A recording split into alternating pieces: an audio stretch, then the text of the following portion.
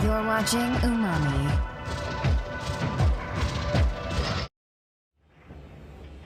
Right. What's up, everyone?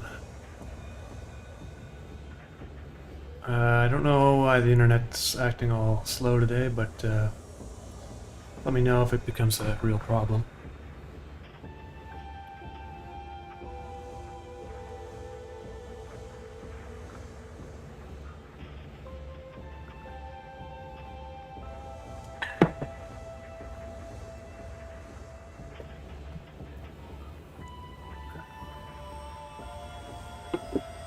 Alright, so I'm working on some new stuff. I got something coming for you guys on the 30th, so I'm going to try to make a video before, well, yeah, I'm trying to make a video for that date. And after which I'll probably take a little bit of a break, because I've been working like crazy, right, recently on that series finale, so but there's one more thing I want to release before I do that, so I'm just going to do it now.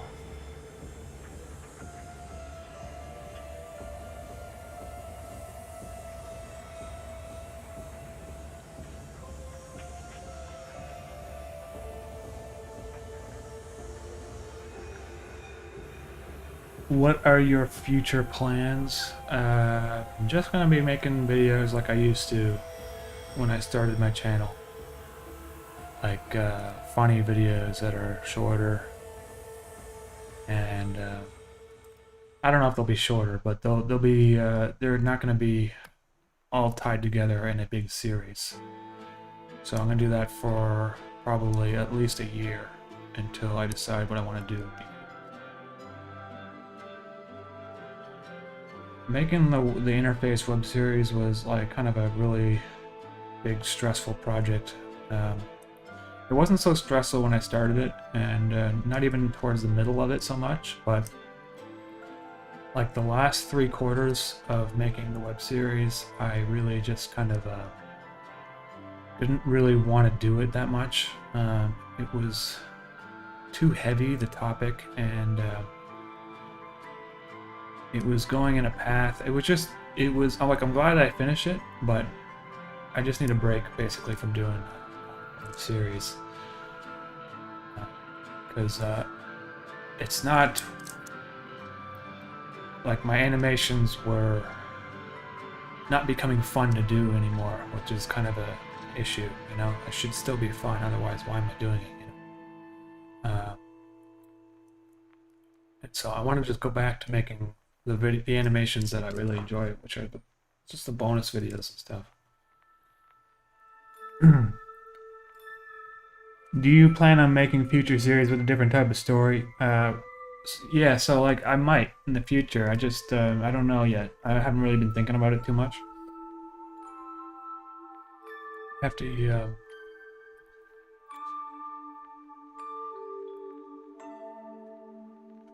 I think his knees should like come back a bit, like he's sitting.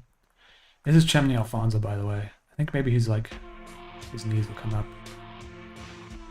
Kneecap there. Yeah, that's a little better.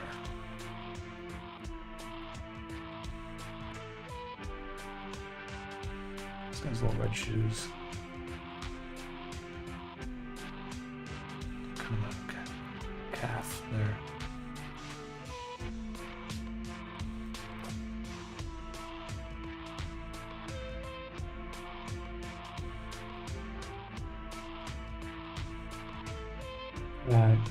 John Westengerling.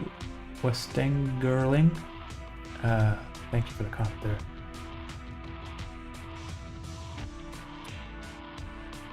On Quantum. Hey, thank you for that too.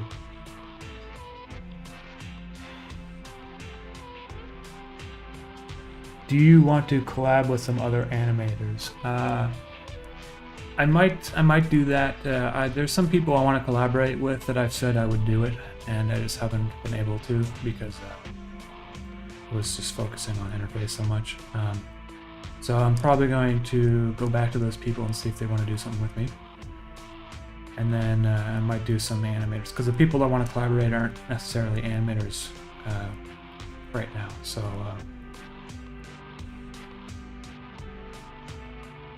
but they're people that you will enjoy collaboration videos of, I'm sure of it.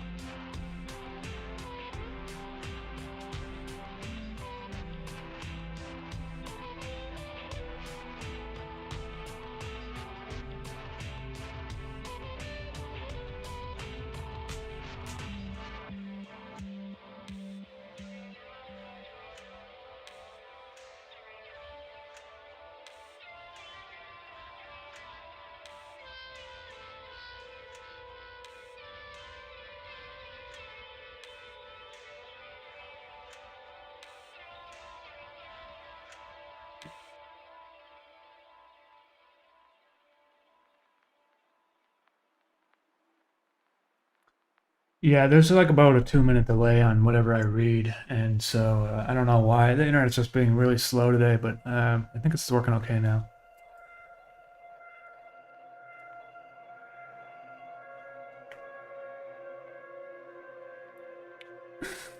Fabrizio, did you go to an artistic school? I went to a film school in an art school in Nova Scotia. There's a school called the Nova Scotia College of Art and Design University, which is it's an art school, and so I went there, and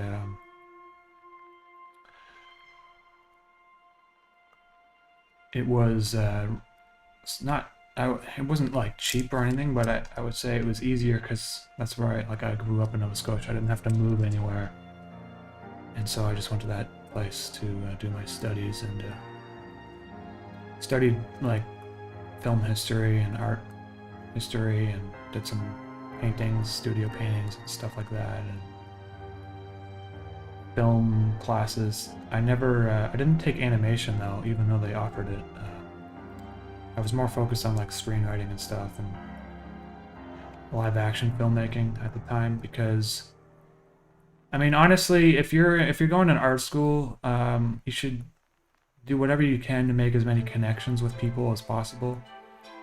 And I'm not saying you can't do that by going to animation, but you'll make a lot more connections when you're working with real people, you know, rather than locking yourself into a room and drawing all day. There's anything wrong with that. I mean, I do that all the time now, but you're going to school, you should, you know, take advantage of the things that you may not be able to do later in life, which are to make connections with their talented students and that sort of thing. Because I remember when I went to the art school there and film school, it was like it was a lot of fun. I mean, it was a lot of stress too because I had to make my thesis film, but you meet so many different people, and it's kind of like wacky when I think about how many different people I met. You know, just looking for locations, I met like this priest, Nova Scotia. He responded to, okay, so there I had this story where I was looking for like a crack house sort of like area, like house building to film in. So I put an ad out on Kijiji, which is like a job posting site, or it's like a classified on the internet site.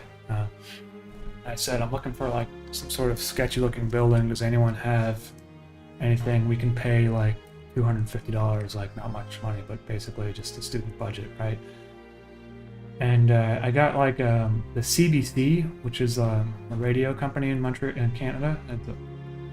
They called me or emailed me and said, this is an interesting kind of story. Do you mind if we like follow along, just like to like visit like these locations with you to find like the sketchy looking crack house for your movie?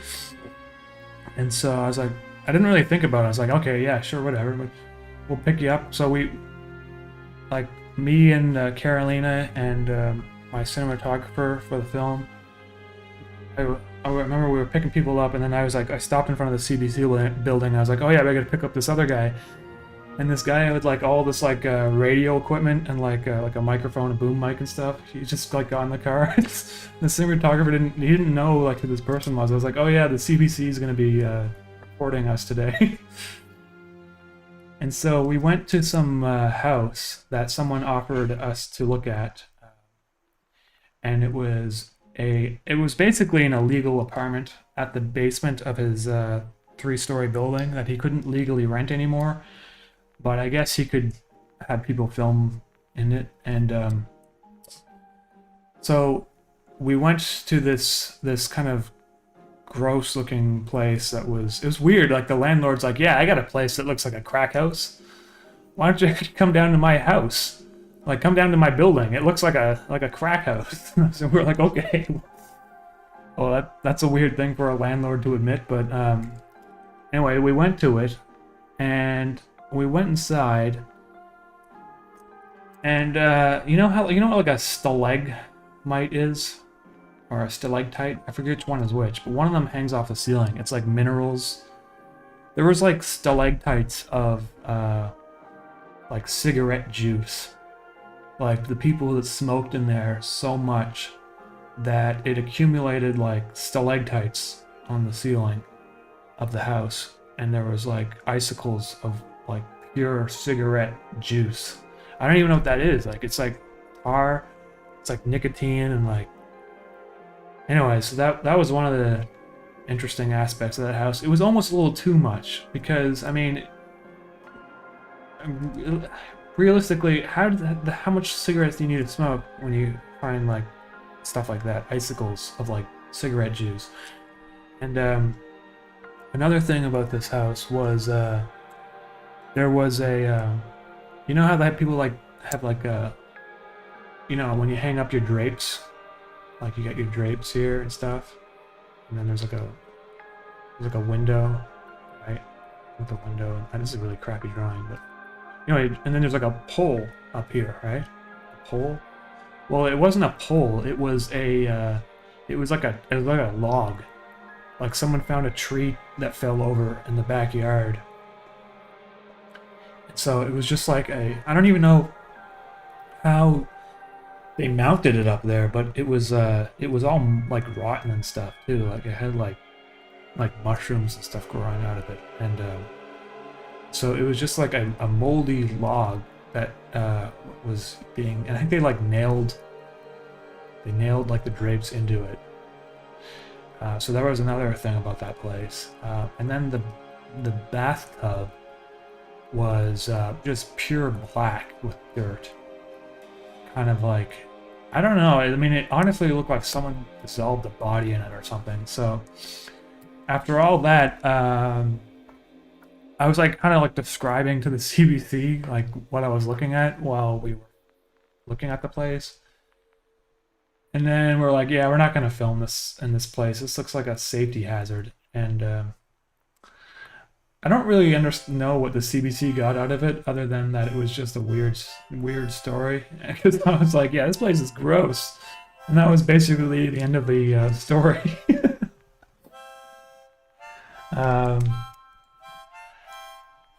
Anyway, so that's one of those locations. And then there was another place we filmed in. It was a priest's rectory. And this church called us and said, we got this like 4-story building, and it's just full of like boxes and crap, and it looked kind of like a sketchy building you would see like in a movie. I guess they weren't using it anymore. And so very nice of them to allow us to film in there. It's kind of weird. It's like, I told the guy, I was like, yeah, so we're making a movie where people are, it's like basically a like a brothel where they like inject heroin and stuff. And the priest, it's like a priest for a church. He's like, yeah, that's the perfect location for our priest's rectory. You can go inside this wing of the church and pretend it's a crack house. It's perfectly fine for $250. So we did that. And that was pretty nice of him, honestly. I mean, because it was like the perfect location, actually.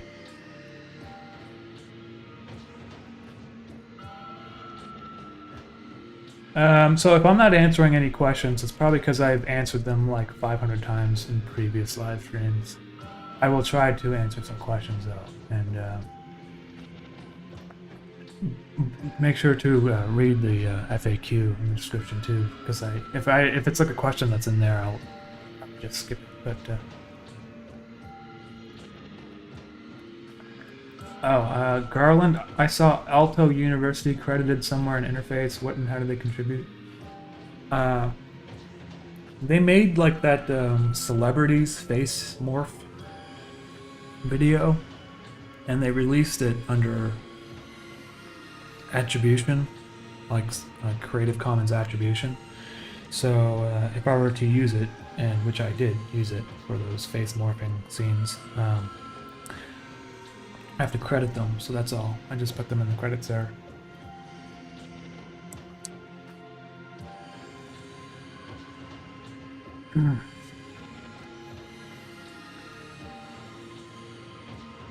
Why are you not day trading? Do you hit your goals for the day? I usually try not to do it during the afternoon. Like I do, like early in the morning when it opens, and then like right in the before it closes if I remember to. Because otherwise, I feel like I didn't really make any good decisions. So.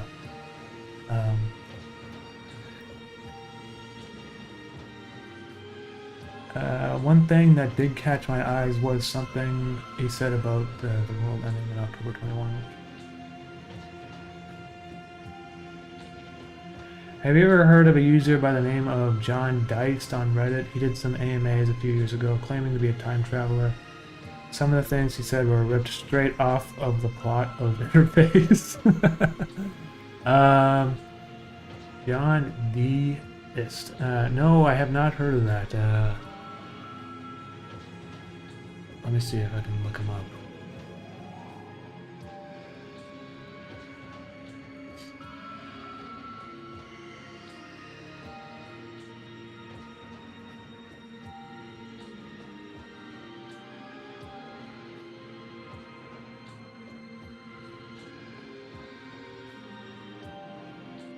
Deeist. And maybe he deleted his account or something, I don't know. Is it okay if YouTubers use your footage for reaction videos? I want to recommend the series. Black Cover 95. Yeah, I mean, if you're like a small YouTuber, I mean, I don't really care if people make reaction videos to it. It has to be like a proper reaction video, though. It can't just be like some guy sitting there and watching it, because that's a lot of reaction videos, surprisingly. So I don't really mind. I don't like file DMCA's and shit or anything like that. Typically, if you do use my animations, it will get like content ID claimed. It just means that the video's been claimed. But if it's like a proper reaction where people are like commenting on it and stuff, I'll just release the claim so you can make the ad revenue off of that.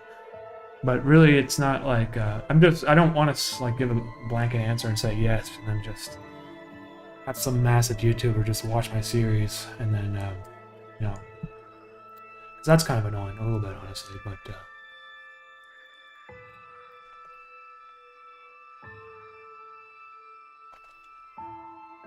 Sanic Fast. Have you ever considered making Q&A, like a tutorial how you make the 3D stuff? Well, Sanic, I mean, I do. All my live streams are basically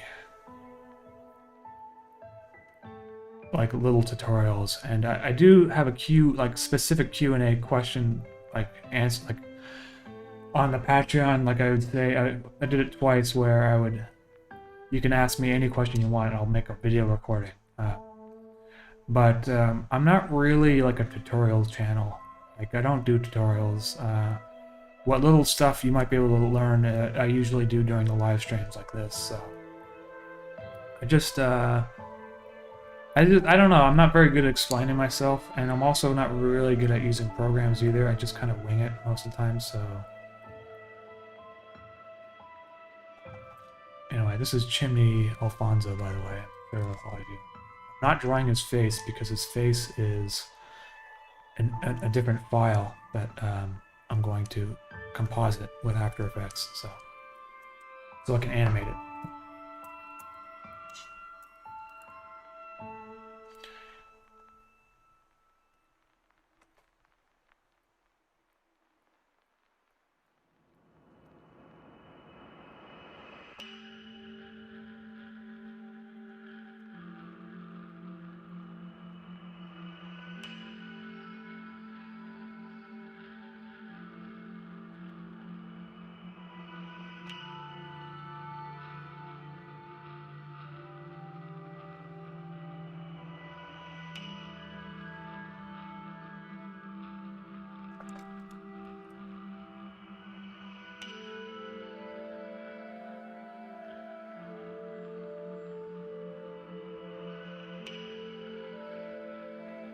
Yeah, originally, his arms are kind of like... I guess his arms are sort of the same. They're just like little long things.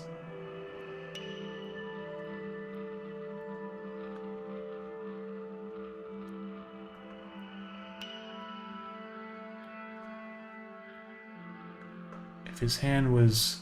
So technically his thumb would be on the top. So actually I kind of drew this wrong. It's too thick for his thumb.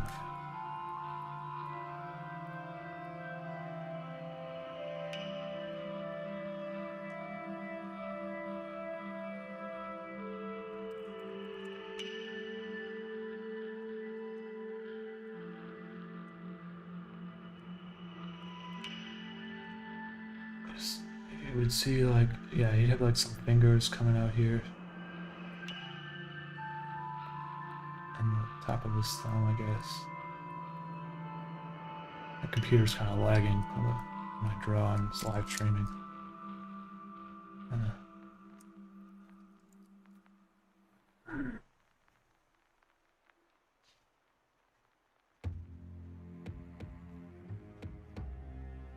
What do you find to be the most challenging part of your content creation? Also, how did you get into this as well?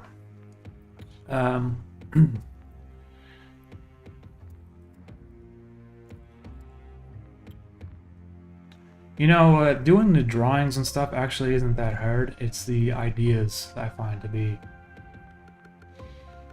the most difficult. I mean, this is actually kind of a complicated shot because his hand... You know what? I feel like I'm drawing it wrong. Because really, his hand should be... His other hand should be down here. And this hand should be on the thing where you like reel in the fish. So I'm gonna put this over here.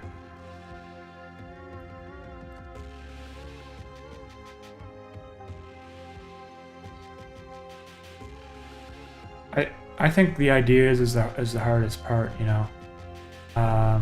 It's partially why I don't put out that many animations, even though I probably could put out more. It's just I feel like if I don't have a good enough idea, I'm not going to make an animation of it. And there's been plenty of times where I made something, or I started making something, and I'm like, you know what, this kind of sucks actually, so I'm not going to release it or whatever, or finish it.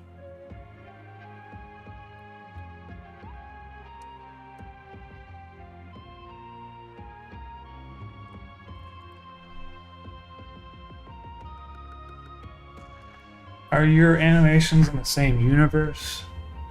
I don't really, like, honestly don't think about it, whether or not they are or not. I do try to keep the logic of some of the universe consistent, so I guess maybe in some ways I am.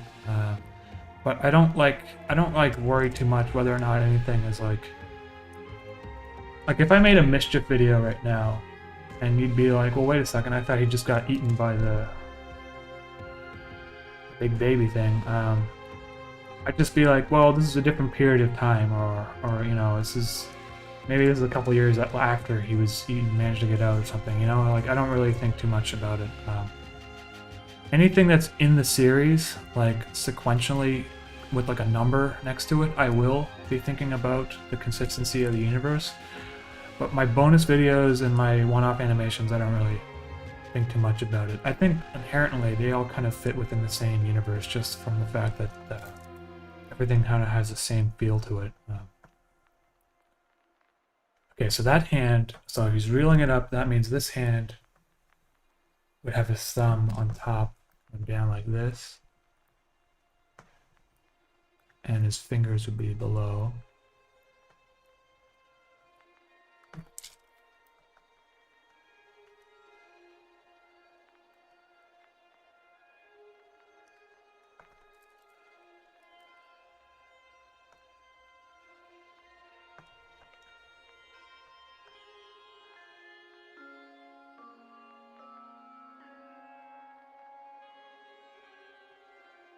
Kind of a messy looking shot there, but really his hand would just come out like that, so you wouldn't really see too much of it. Okay, so that's fine. And then his fingers. There we go, that looks a little bit better. Yeah. Okay, and also his reel or whatever is, well, I'll draw that in later.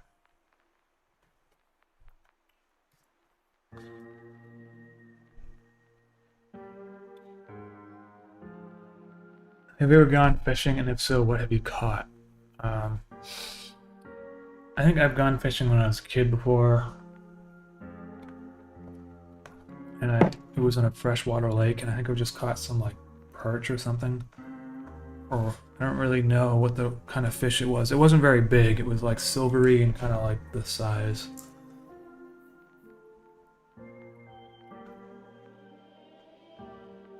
How much time do you spend making the static we see in your videos? Is it a single loop or a long running overlay? Kieran, it's actually like a 3-frame loop I made like right at the beginning of interface, and I just kept reusing it to keep it consistent. So it actually doesn't really take me much time at all.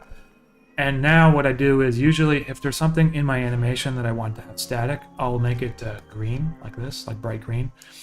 And then I will just in After Effects replace the green with the static so that it's easier for me to animate.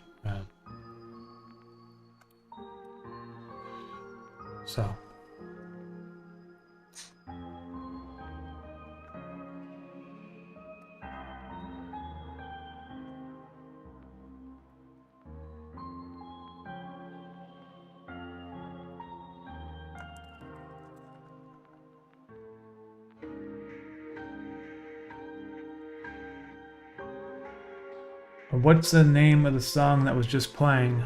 Well, it's probably from the new album I just released, so let's see.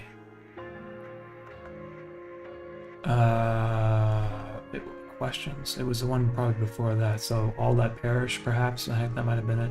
You can find all this music on like Apple Music or Spotify. Just type in Interface original soundtrack, and you'll get the new album that's been released. So, Plastic African. Hey, what effort? It's brilliant in Optic and Willow would agree, I reckon. Hey, Plastic African, I appreciate the super chat there. Thanks very much.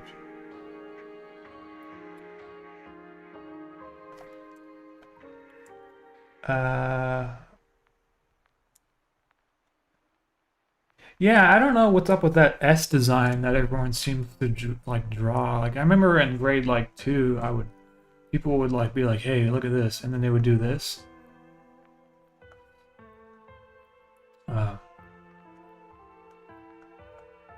And then they'd be like, "Hey, and then now you have to do this,"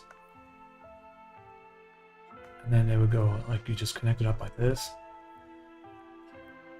And I don't know why, but like everyone drew this shit when they were like a kid. Like everyone.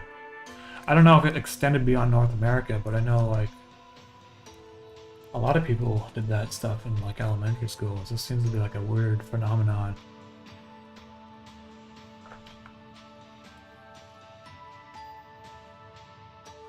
So Chimney Alfonso's feet are red and he's mostly green, so I'm gonna start coloring him in.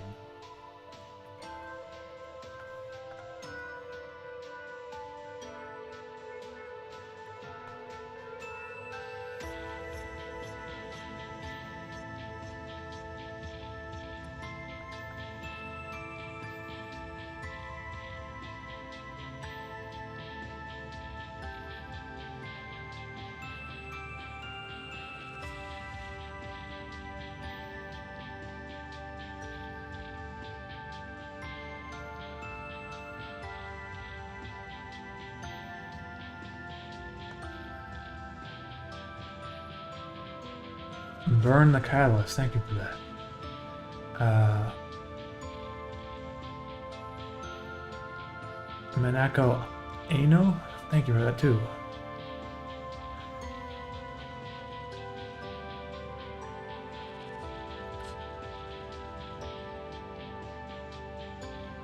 From Southern USA, I drew these, and the guy with the nose and fingers over a fence. Yeah, that guy with the nose and the fingers over the fence. I think that was like a World War II like meme or something, wasn't it? But I think they didn't like draw that on the walls of like barracks and stuff. I think that was like if you were to like have a meme, I think that might have been like the first one. These were kind of like meme. I guess that's what it is. It's kind of like a meme before internet existed, really. Those S's. I mean, it's not a meme, but like it's some sort of thing that everyone did.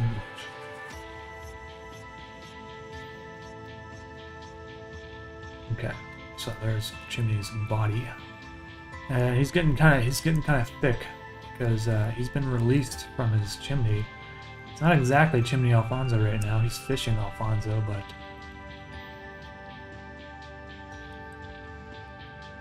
we all know where he came from.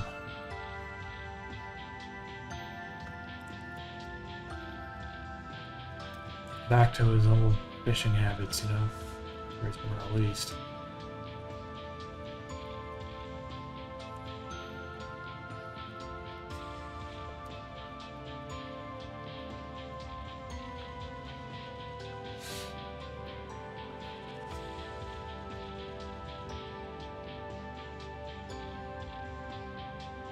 A little bit of white highlight, just make it a little shiny.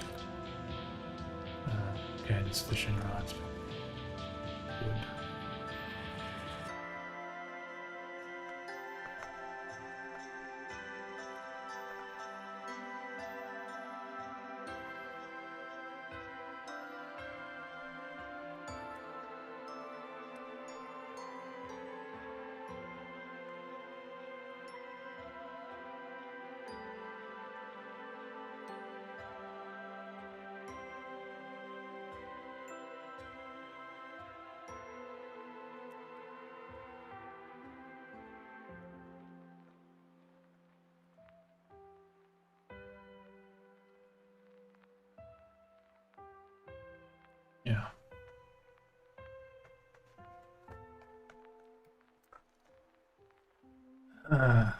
Kilroy was here. Yeah, exactly. That's what it's called. Hello there. I just want to say thank you for the interface part 2 upload. Really fun to watch. Hey, Maxie, thank you for that.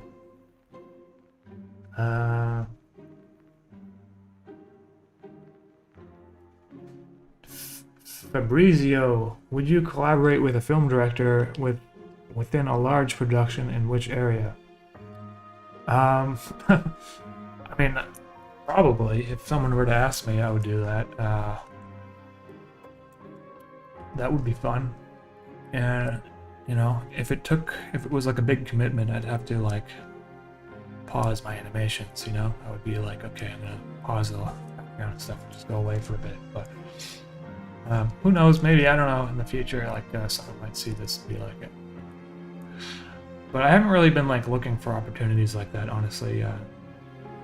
I've just been animating here because it's kind of, I don't have to worry too much about changing things, making things fit in other people's boxes and that sort of thing.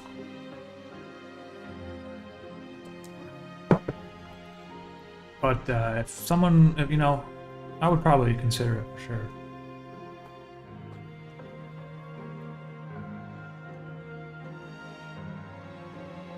Who is a small man? Hey man, if you don't know who this is by his green body, you should check out Chimney Alfonso, which is on my channel. It's a choose your own adventure game I made about a year ago. You gonna see the new Dune? Well, I haven't seen the David Lynch one, and so I'm probably gonna try to check that one out first. And I gotta be honest with you guys, the trailer doesn't really excite me at all. Like, I'm just looking at the trailer, I'm like, this looks like a CGI clusterfuck. Like, doesn't even look like good CGI. Like, they're doing, like, action shots where they're fighting each other. It just looks like, ooh, you know, really, like, they're hitting each other with, like, no weight to any of the items that they're using. I'm not trying to be negative, but, it didn't look very exciting, honestly. So, I'm gonna just wait until it comes onto Netflix or whatever and just watch it. I'm not gonna go out and see it. Last movie I saw in theaters was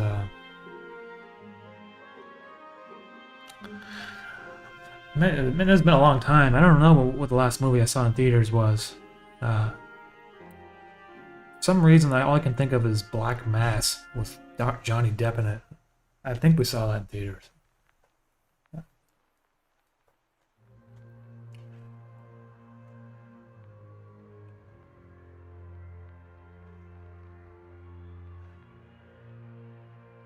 There's a particular part in the trailer that just especially kind of just like rubs me the wrong way, where the guy's like, let's fight like demons, and then the next like 30 seconds is just like the kind of the lamest fight scene I've ever seen with really kind of corny CGI.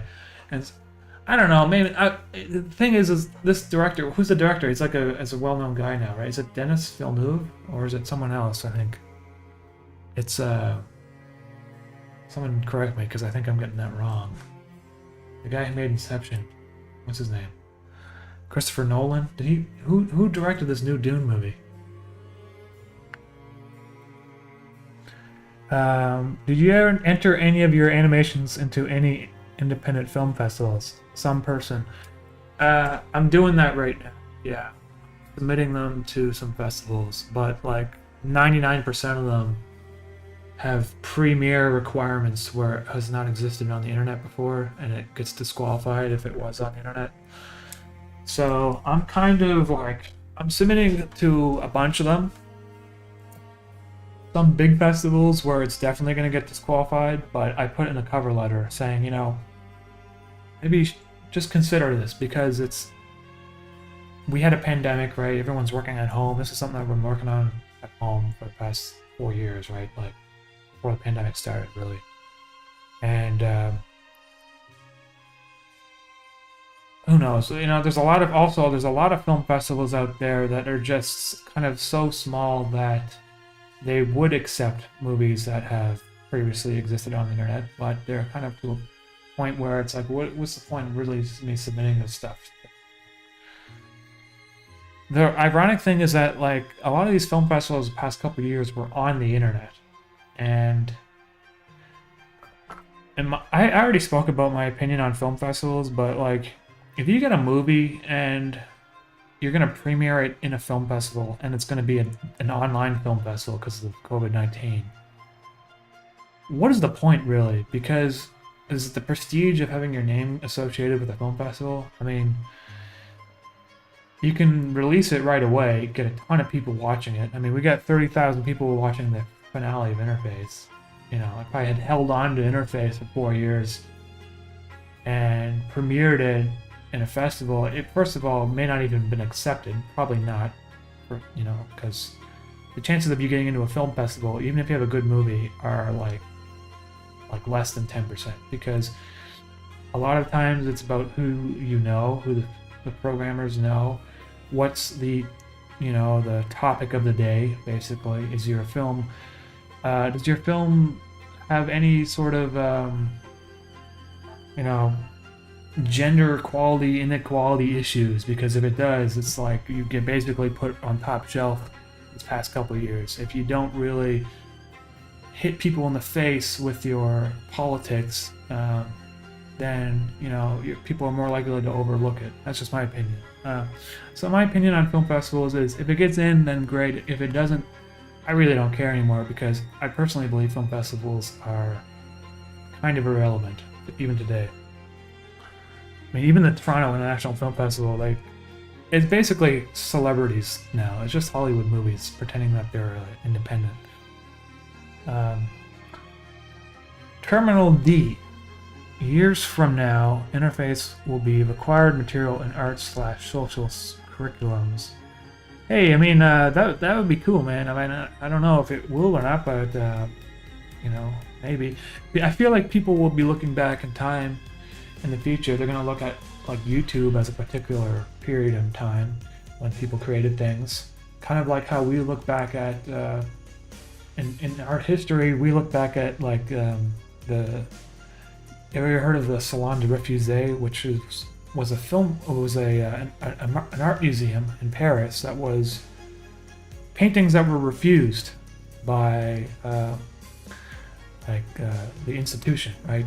So I don't know if, like, in the future, maybe 100 years from now, they'll be like, these are films and movies and stuff that didn't necessarily make it in traditional media for whatever reason, but people still saw them and had access to viewing them because they were on YouTube, and they might be seeing it in the same light, you know?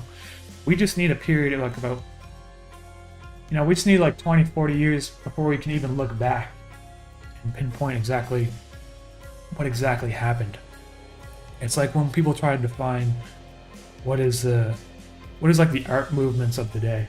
Like, you don't really know until it's already happened. Like, you can't really specify that like type of aesthetic until it's like in the past, you know? Like, what is the what is what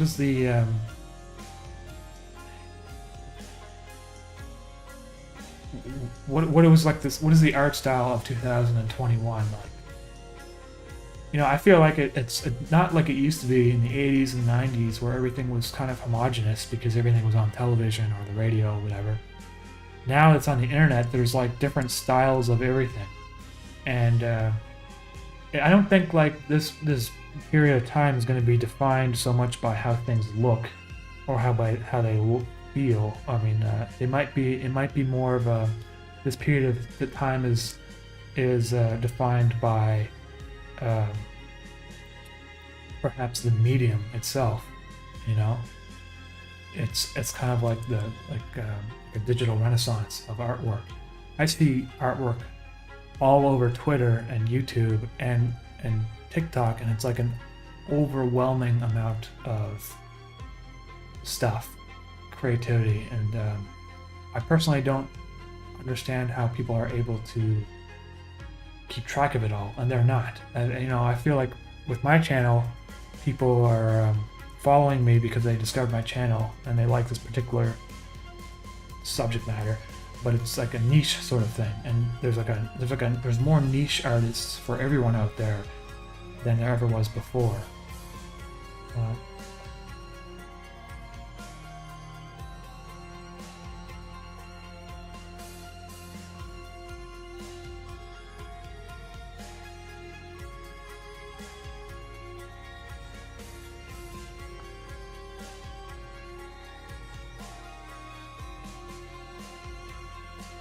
Some person says, I think we're in a second arts and crafts revolution, not just in making more decorative objects, but in making our own art without major studios.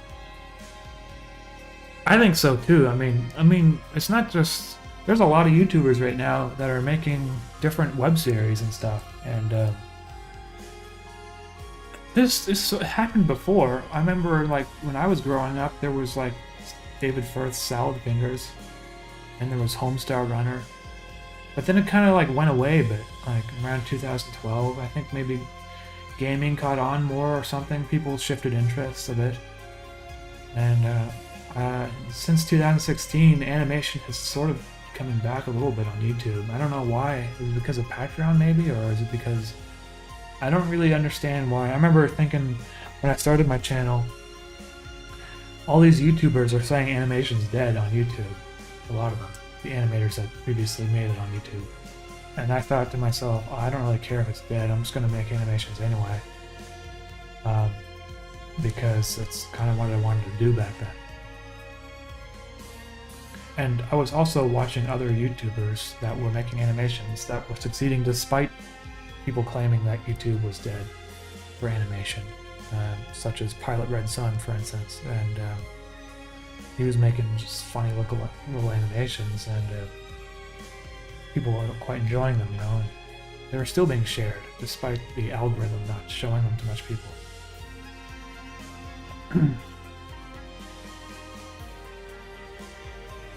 Do you feel like it's difficult to compete with so much content nowadays? I feel like it's definitely a lot more difficult, but at the same time, it's a lot easier to make content too. So back in 1990, whatever it was, when Mike Judge, he like submitted a cartoon to MTV to make Beavis and Butthead, right? Back then, MTV wasn't really being bombarded by animators left, right, and center like they probably are today, or Adult Swim, right? But to make that animation back then would have been extremely difficult. And even if it was like a rudimentary kind of animation that he made, it kind of demonstrated that he kind of broke through the something. He was in the right place at the right time, but also he had the fortitude to make something when it was very challenging. Like, there was no Photoshop that was, you know, there was no digital computer animation software. It was all like hand-drawn stuff, which people were doing at the time too. There was animators, you know, NFB and that sort of thing were making stuff here in Canada. Of course, they made stuff that doesn't have any broad appeal, so it didn't go anywhere, really.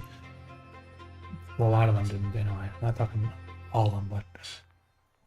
Lucas Martina, will you be willing to critique my short film? And hey, well, Virtual Bird, thank you for the super chat there too, and Lucas Martina. I don't know, man. I used to do it. People would email me and say, "Hey, can you critique my film and stuff?" But it's honestly, I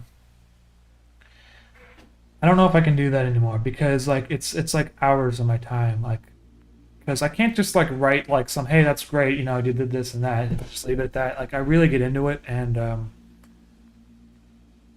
I can't hold myself back if I have something negative to say. It's so what I mean by that is I'm very brutal when it comes to critiques and stuff. What's going on, Carolina? Carolina's screaming in the background like she blended her arm or something. Did it work? I don't think they can pick it up because I got this noise cancellation thing on here. No. I got the Carolina filter on. No. You used to not have one. Like, they got all this noise. Why don't you stand in the corner so they can see you at least? Because I'm all wet. Okay. My hair is all damp. Bye.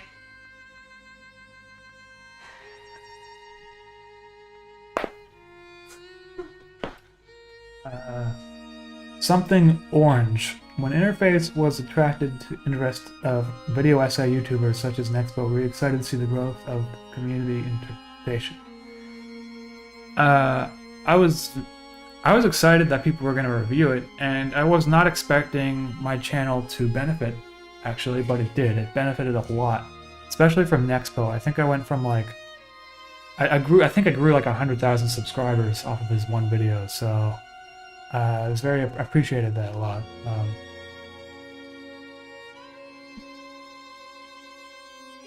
People hear me. It was muffled. I heard it. We heard a bit of it. Well, mission accomplished. Lucas Martina, though, I mean, I don't know, man. Maybe I might do something where maybe I'll make like a show on YouTube. You know, I mean that's not a good idea. I don't know, like where I critique short Man, films. Chimney Alphonse's got a big crack. Carolina, you don't have to look at his crack, but it's there. Just everyone has one. Yeah, but most people's cracks don't go all the way to the front. Yeah, his crack is a little bit high, isn't It's a it? little bit. It's like touching his belly button. Yeah. So he either has really thick, round I think I legs. should give him a treasure trove. Yeah. Treasure trail. Oh, gross.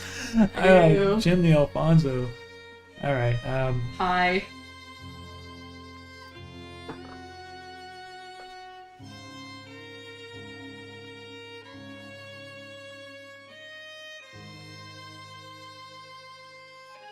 when will interface arrive in DVD? I'm gonna try to get it done by the end of the year, but and it's just the thing that's holding me back from doing it really is the subtitles, which I have to take every language of the community subtitles, line them up. So there's 24 of them. So 24 times like 6. It's just a lot of like tedious work I have to do on my end, and then I have to make a menu and audio stuff, and I have to get software that will even work, which is I have to find a. I'm not going to say what it is I have to do exactly because it's probably illegal, but Adobe Encore to get that working again. And then so. And then it's just another situation where it's like I just finished this web series. I'm just so tired of like working on it. I don't even want to like make the DVDs right away. So it's probably going to take me a couple months, unfortunately. And but they will be worth it when they're finished. The reason why I don't want to rush it is because I want to make them really nice and have a lot of interesting features, and the boxes are going to be completely designed, you know, with really nice cases. And I can't make steel case, unfortunately. Some people ask for steel cases, but apparently that's like a very specialized company. They, you know, they don't even. So, but I will make nice, like a nice like board case, not like the plasticky Blu-ray case, just like a nice thick board, kind of like the how I made this soundtrack. It's like a really high quality like board, and I'll probably have it. It will look like it'll be like the shape of a DVD. You know, it won't be small like this. And I don't know. Maybe I might try to like include like a little booklet maybe of some artwork, or I don't know. I haven't really thought about what it is that I want to include, but I want to try to make them really nice. So. And I got something coming out on the 30th, which I think you guys will be excited for too. It's not DVDs though. Or VHS. That's coming later.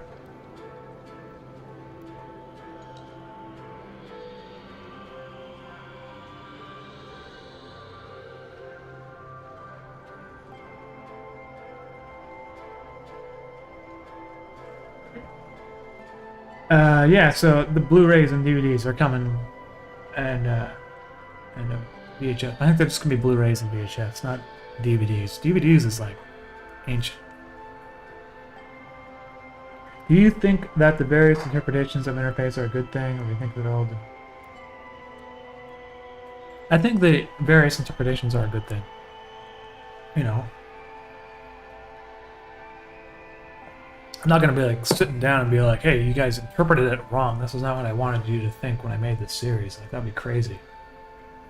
But in the same sense, I also don't really like explaining any of it. So it's, I don't really go into that stuff when people ask me.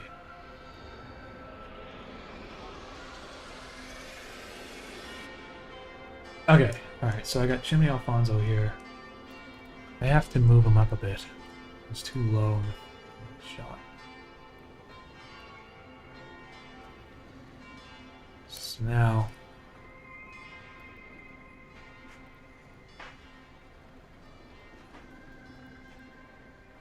delete some of these extra layers here.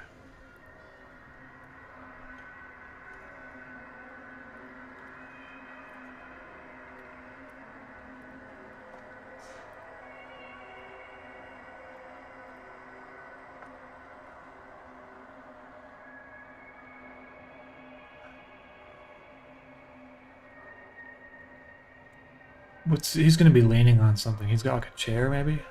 Maybe there's a rock back here.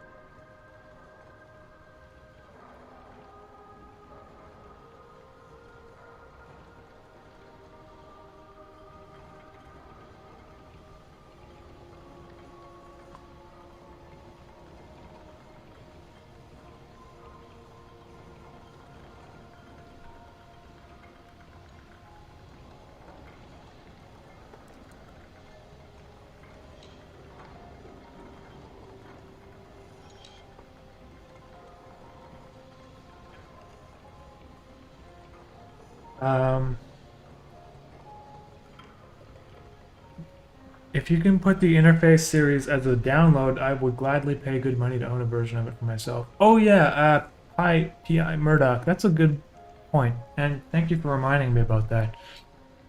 I think I'm going to do that actually. Like, if you want like a super high quality 4K H.265 file of interface, I might make it like a digital download for like $5 or something like that.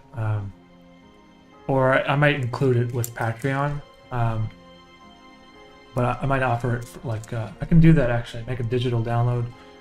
And that way you can, I don't know, you can like put it on a thumb drive or whatever, or you can, you know, watch it without the internet, or there won't be any ads either, so that might be a benefit to it. I don't know if $5 is too much. Maybe like $3. I don't really know. At a certain point, it like, if I make the price too little, like 90% of it just goes to like what do you call it?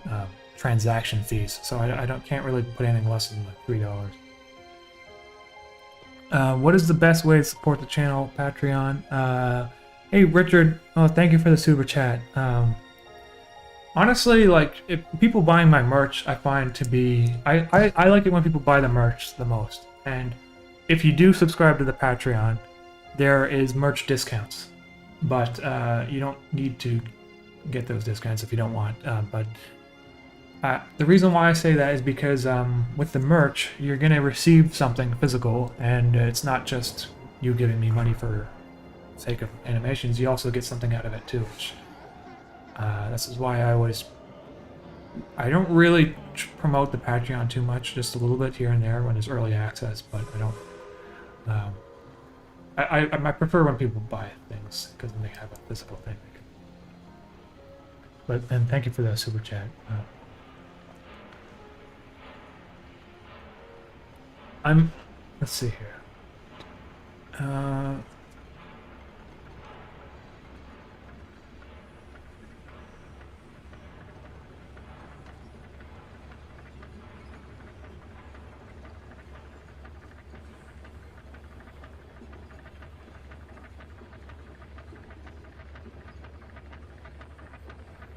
Would you, are there, okay, let's see. Are there any content creators or artists in general that have influenced you in a notable way?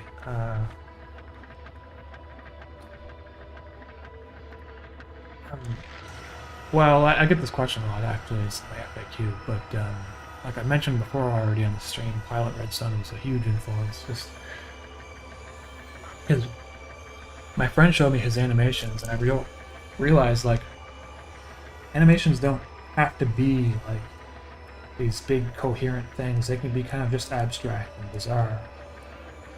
And of course, some of my animations are a bit more abstract, but then that's, I don't know, I don't feel like I kind of bring more narrative to it than to go like completely experimental almost. But he was a huge influence, and like Dave Firth was like an influence as well, a huge one. Just and I used to make brick films back in the day, which were like Lego animations. And this was like when I was like 12, 13, 14. I don't really necessarily remember everyone's names, but I remember back then people would make a Lego animation, post it, and then everyone on this forum would kind of like give a quick like review or like a critique or whatever, what they liked about it, what they didn't like.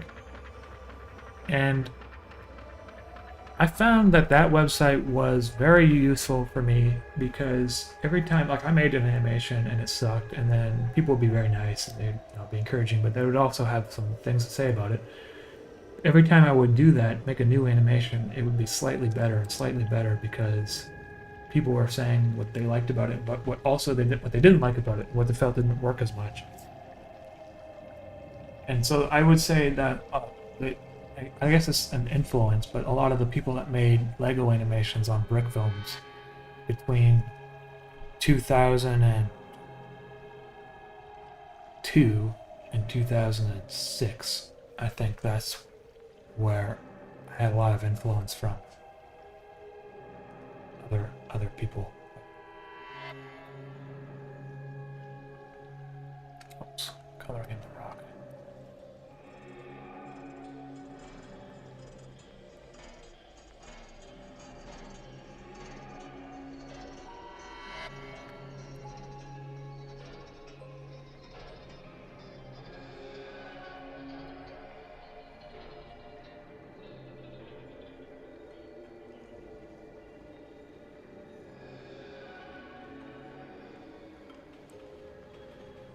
Kipling Basil or Basil or Basil. Yeah, man, I made that animation when in Montreal we had this like lockdown, and the government here was so stupid and idiotic that they didn't even consider the fact that we have like a rising homelessness population here, because wages haven't increased since like the early 2000s, and rent is going up like crazy, and living expenses, inflation. And they banned people from being outdoors past 7 p.m. And so homeless people, they were not even allowed, like usually they would go to like a shelter.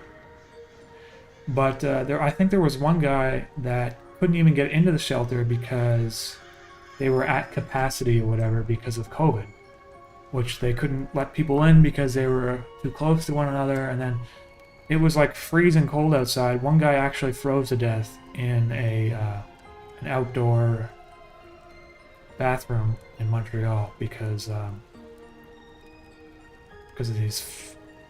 these regulations, where honestly they made the problem of COVID way worse than it had to be. And I still believe that even today, with the regulations we have, they're making the problem worse than it needs to be.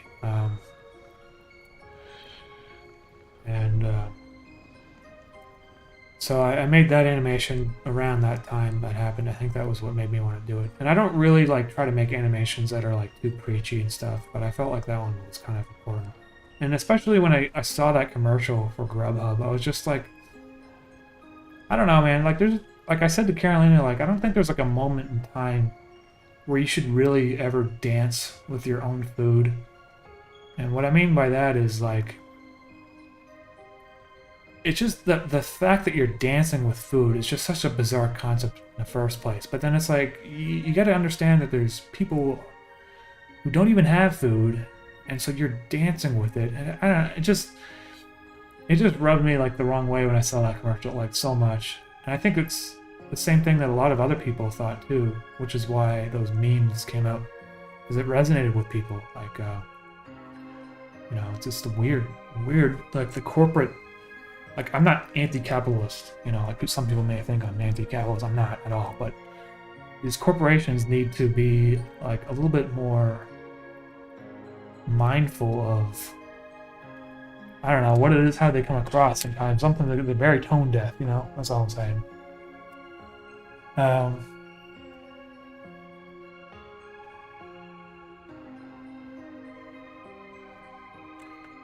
Fabrizio, do you have a journal with sketches, dream interpretations, notes, and thoughts that would be interesting to buy? Actually, I don't have anything like that. I don't keep notes. I don't have a journal. In fact, I used to hate it in like junior high and stuff. Teachers would be like, even in like art school, they like made you like write a journal. They're like, keep a journal, and we're gonna like grade it and stuff. I'm like, I don't. Well, first of all, if I really have a journal, I don't want anyone else to read it. So for the teacher to read that in the first place, this is bizarre. And then secondly, it's like, I just never really worked that way where I would make a journal. I don't know. I don't know what it is, so. Let's see here. Okay, I got my rock colors in. I'm gonna put my. This is like a really. By the way, I'm animating in 16:9 just for this video. I don't know if I'm gonna. I don't know if it's probably not gonna be like my new thing, but just this video. Sometimes I do it in 16:9, just change things up a bit.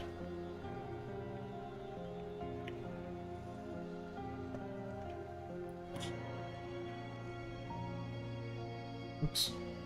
Oh, God damn it. No, I should probably just like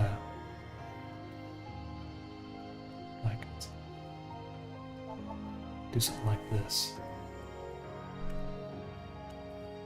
Save myself some time. Okay.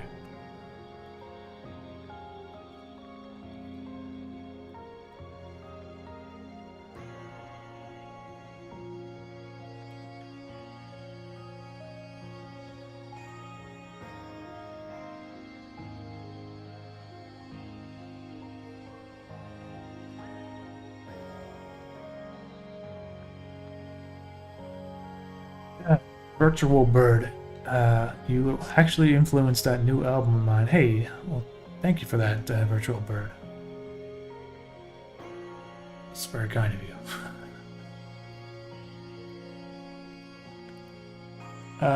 Kipling.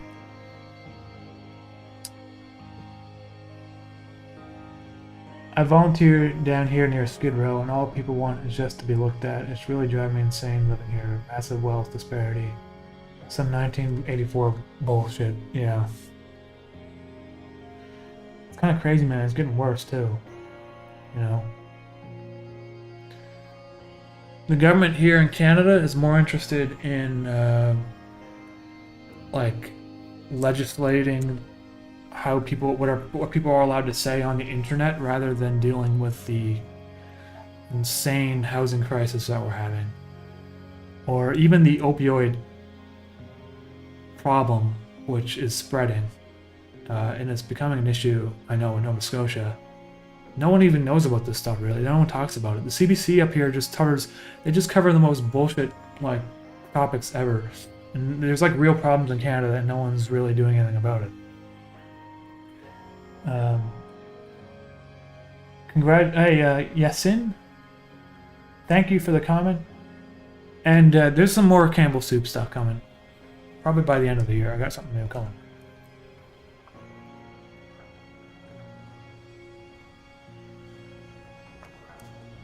Something orange. When you listen to music, do you ever imagine a scene or in another sense get inspiration for an animation?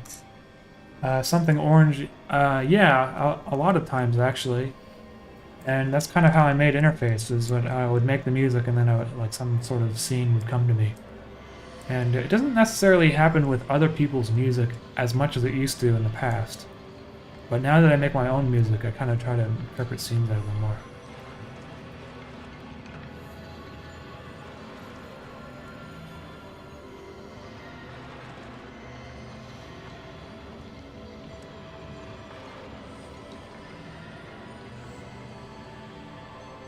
see here. Christopher. I wound up homeless because of COVID hotel living. Hey man, I really do appreciate the super chat and all the support you've given me over the past few days with comments and stuff. But if you are really homeless, please do not super chat me anymore. I mean, I really don't need the money that much, you know. But I do appreciate the support, and I hope things turn out better for you as well.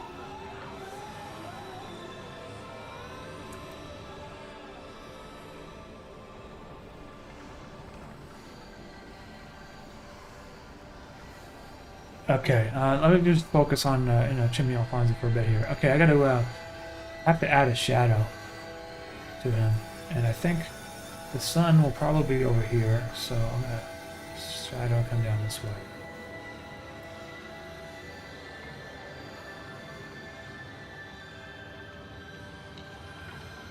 Something like this.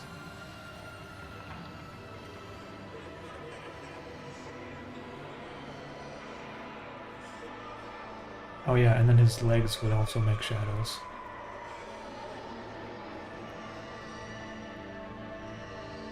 I think it would be something like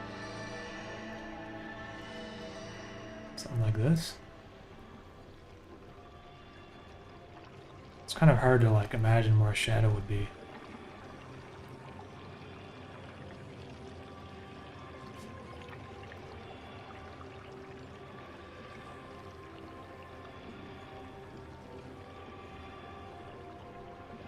I think it would be something like that, maybe, and then this would... He'd probably be like... And there'd be like a shadow over his fishing line.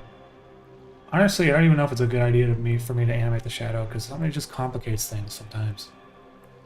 That's probably good enough, I guess. I might get rid of it later. I don't even know if I like how it looks. You know what? I don't like how it looks. I'm just gonna undo all that. I'm gonna just put some grass in front of them instead.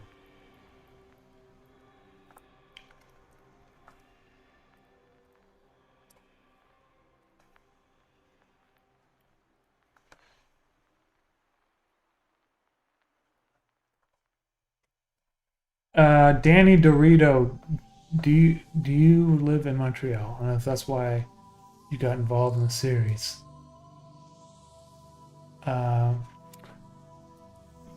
I'm living in Montreal now, yeah, so the reason why...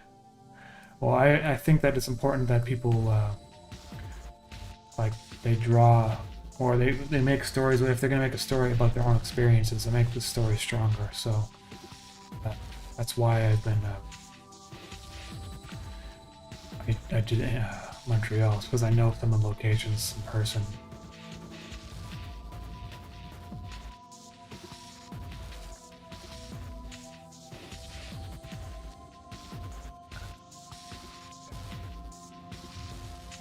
Missing some of the comments here. Sorry, everyone.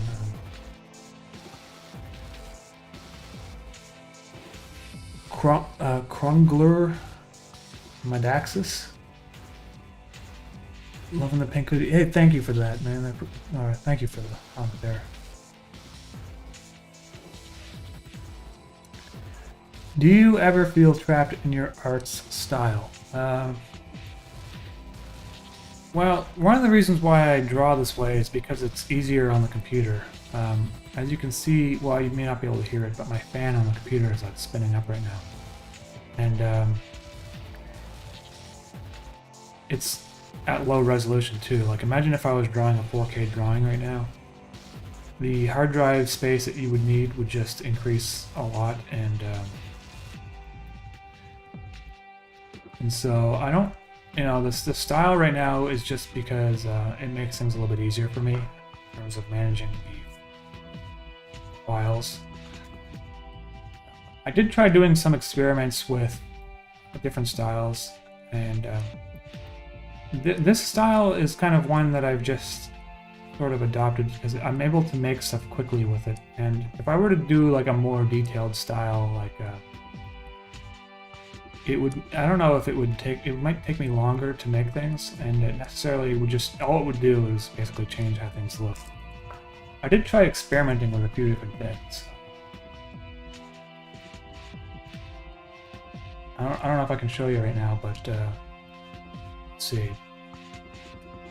Brush tool. Yeah, like I tried experimenting with different. Like maybe I might do like an animation that kind of looks like it's with pencil, like a pencil animation. So I would like, I don't know, if I were to draw someone's face.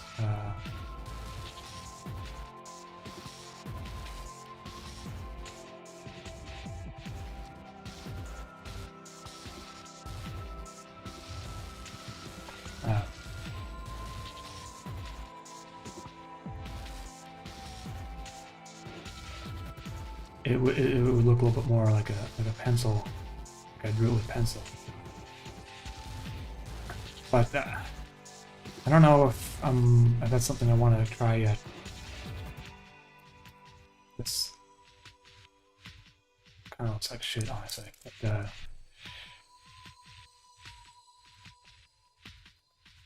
see, like it would require a lot more actual. I think it would require more detail than I'm capable of really producing as one person, and so I don't know, maybe I might make a really short animation with a different style just to try it out. I haven't really thought about it too much, honestly. I've just been kind of experimenting here and there, and the thing is though, it's tricky because like you can see down here in the corner there's 11 megabytes, and so that's 11 megabytes for something that looks like this, and this drawing here is, well, it's 9 megabytes, but it's only because there's all these different layers. If I were to merge it down, it becomes 1 megabyte, as opposed to this one, if I merge it down, it's 5 megabytes. So that's like 5 times the size, basically, and 5 times, you know, if you got like 1,000 frames in your animation, it adds up. So I'm gonna just undo that.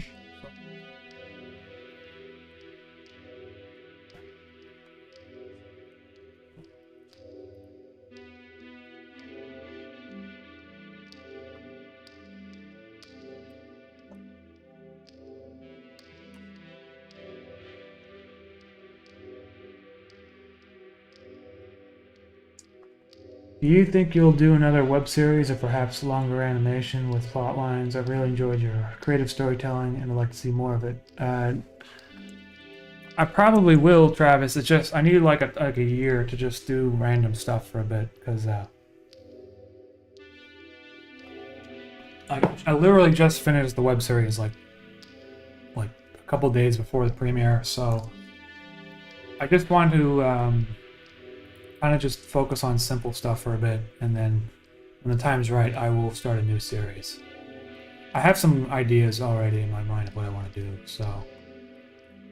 And I think these ideas that I have in my mind they might even be more interesting than Interface, honestly. But I just need a year to kind of just do stuff that that will be a bit more simple for me, so I can really, when I do commit to making a new series, it will be fun, and I'll have like a better idea of what I want to do.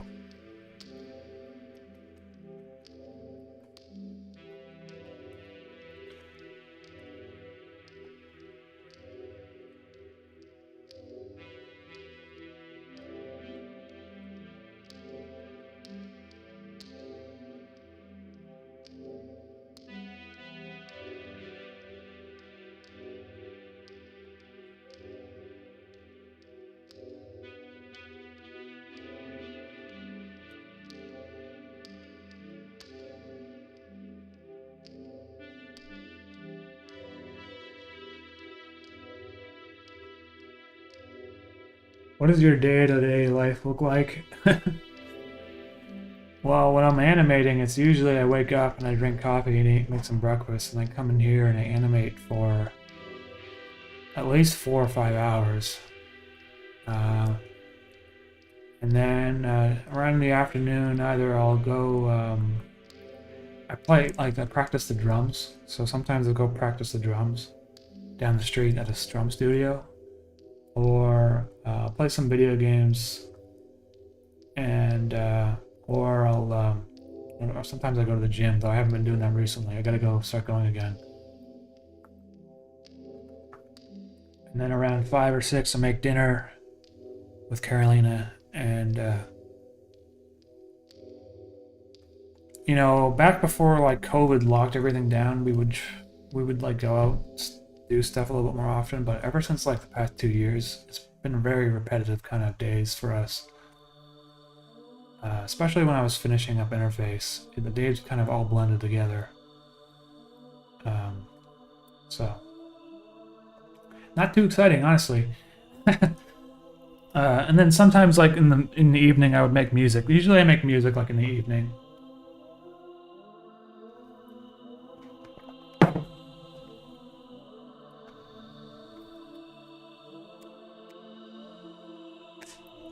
Hey, Vector, I just discovered you by Phelps. He made a video playing Chimney Alfonso. Hey, that's cool, man. I don't know who Phelps is, but I'm sure he's a interesting YouTuber or Twitch person. I'll check it out later. I always enjoy like when, especially with Chimney Alfonso, when people like play it on Twitch, because then I can like see their reactions and stuff. It's pretty funny.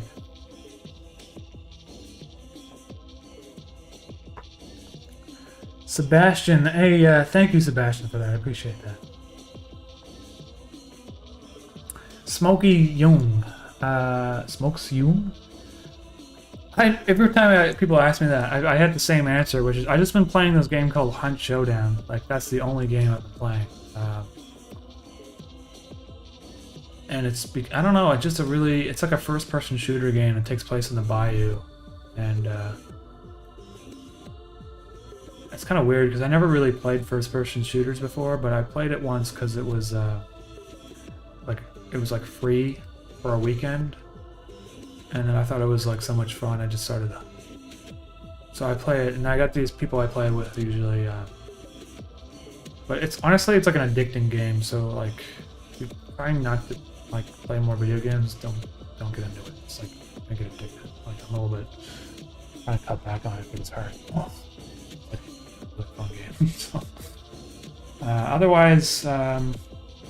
I would have been interested in playing like the new Half-Life game that came out, but I think it's virtual reality or something. I don't want to buy one of those sets, so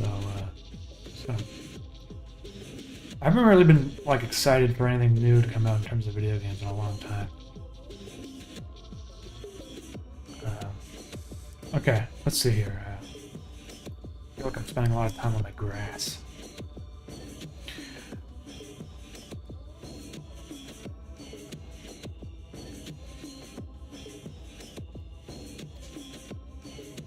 Oh, up here it probably needs to...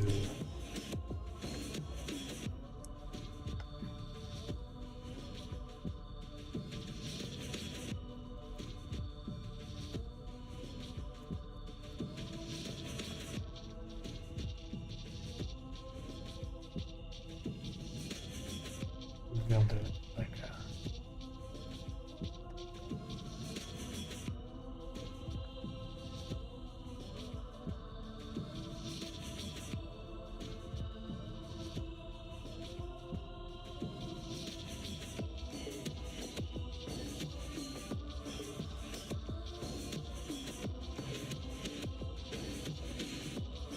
Hey, Timber Silk, thank you for the comment there.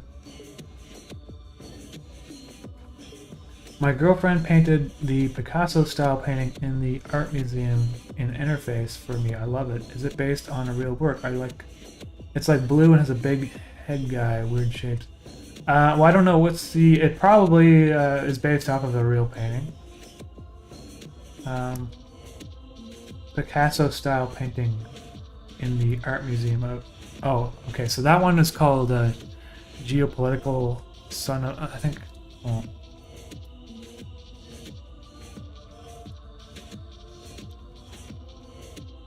Is it this one you're talking about, I think? Geopoliticus Child Watching the Birth of the New Man. This is the one that's in Interface episode 5 or 6.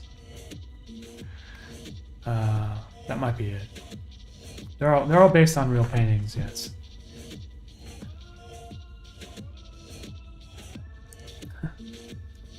Hey Leo MK, thank you for the comment there. Thank you, Sebastian.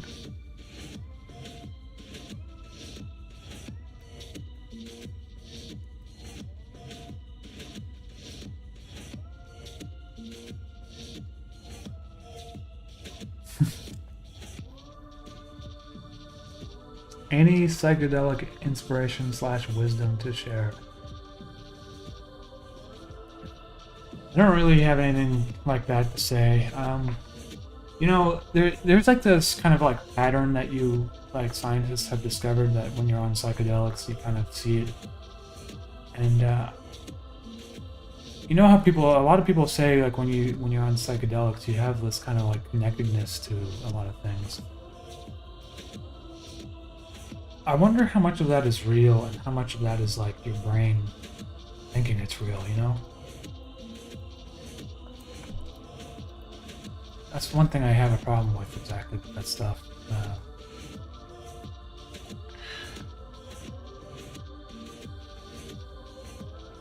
But it seems to me like magic mushrooms are going to become legal in Canada soon. It's just a matter of time, just like marijuana. There's a lot of research going into this stuff that hasn't really been done before.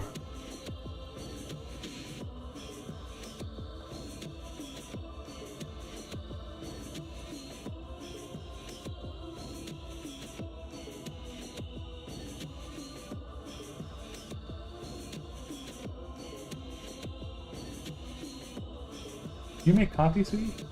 Yes. You saying about magic mushrooms? Nothing.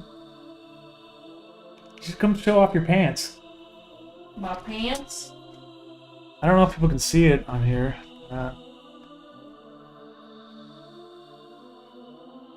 Yeah, I probably can't really see it on this angle. Look at her pants. Like, Can you see my pants now? She, like, raided an arcade and stole the carpet, and like, she's got it on her legs. Yep.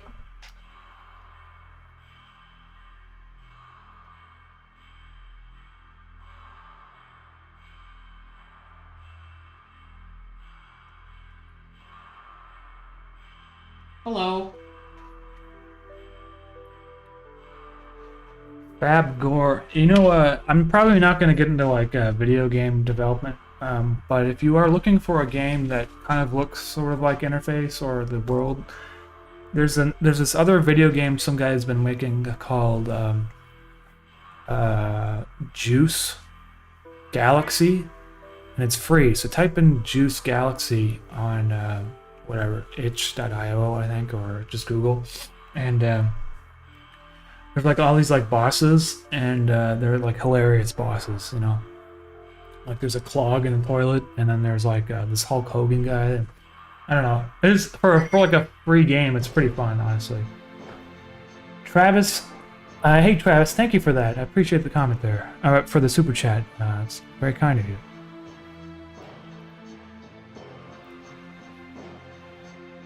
DMT is produced by every living thing, and it floods the brain in death. It's responsible for the bright light we see. That's what I'm saying, man. Like, there's a bright light that people have witnessed and seen and talk about, but how much of that is like some other dimension, and how much is that just the chemicals in your brain giving you that information? Like, you know? Like, I always wonder, like, you know how these people have like near-death experiences? Like, what about people who, like, get shot in the brain, basically, with a gun? Their brain explodes. Like, are they capable of having those, like, coming to visions of the light and stuff? Are they, because their brain physically doesn't exist anymore? Like, how does that work? You know, that's something I always kind of wondered about.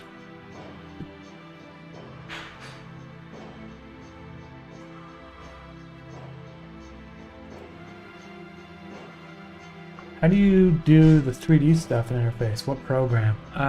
Well, I was using Cinema 4D for a lot of it, and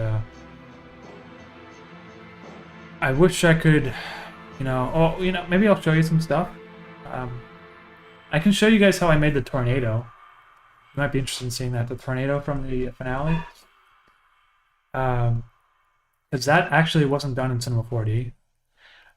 But I'm not gonna, the 3D stuff, I'm actually gonna stop. So, my stream just disconnected for a second there, but I think it's okay. Oof. It's so easy to come over here. Thank you for the coffee. So I spilled all over you.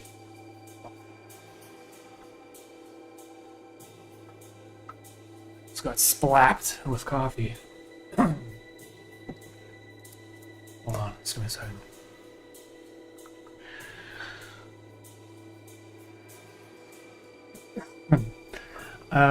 I know the pineal gland produces the DMT, but without the neural pathways, I have no idea how it would interact. That's the thing, man. That's the thing I'm very skeptical about, like, these kind of grand hallucinations people have on death and stuff, and I'm just like, I really wonder about it, you know? There was this show on Netflix that came out recently called Life After Death or something like that. The first episode was kind of interesting because they would talk about this stuff.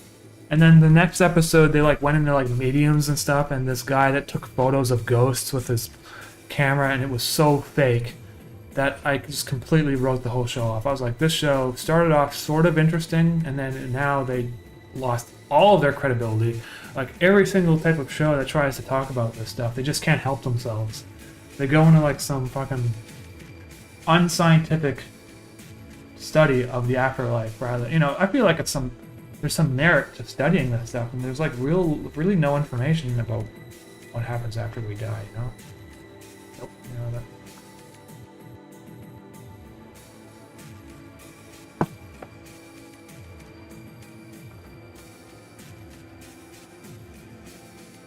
Yeah. If you haven't seen the game Helix, I would recommend to check out that. Oh yeah, I've heard about that one too, and it looks really cool. I haven't really gotten into it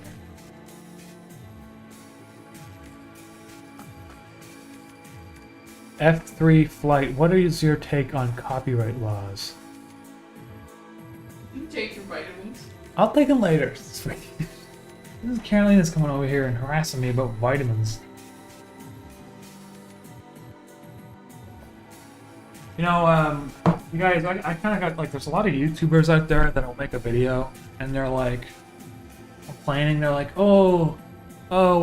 Disney, they gave me a copyright strike, because I made, Mickey Mouse get, brutally... I'm not gonna say it. It just, I turned Mickey Mouse into a pedophile, and, oh my god, they sued me? I feel like there's a point where you, There's a point where you kind of have to protect your own characters, and I sort of see the perspective of Disneyland or Disney. If it became a normal thing to just have all their characters become pedophiles in online animations, how do you think that's going to affect their brand? Personally, I think copyright laws are very strong and they protect artists like myself. And I know it's not the popular opinion, especially on Reddit. People seem to think that you can just use whatever you want for any reason, including music. If I sampled 10 seconds of this song, or even half a second of the song, and I gotta pay royalties to this other guy, Personally, I believe you should be able to create stuff. There's animations, you can make anything you want. You can make any sort of music. You don't have to rely on someone else's pre-existing work. So, if the copyright comes to bite you in the ass after the fact, you shouldn't really go crying to the internet for it, because the laws are there to protect you and to protect others. And I feel like there is there's a certain line that you can cross when you're parroting other people's work. But otherwise, I won't go too much into copyright because I think it's kind of boring, honestly.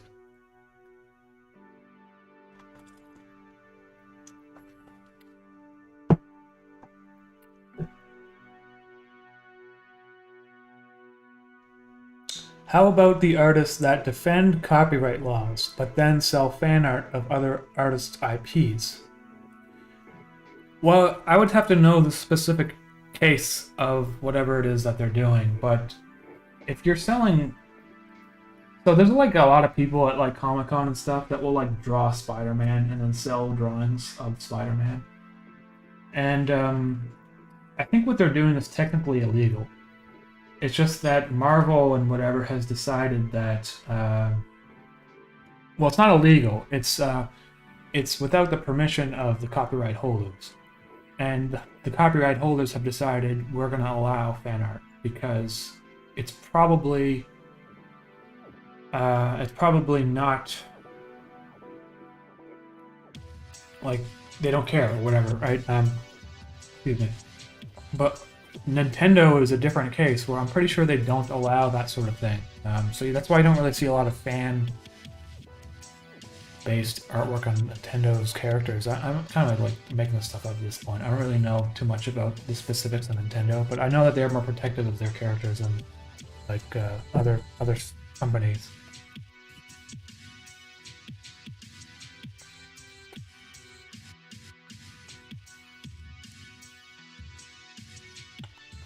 Okay, so what am I doing here? I got Chimney Alfonso, and it's been taking me like 20 years to draw him, so I got to...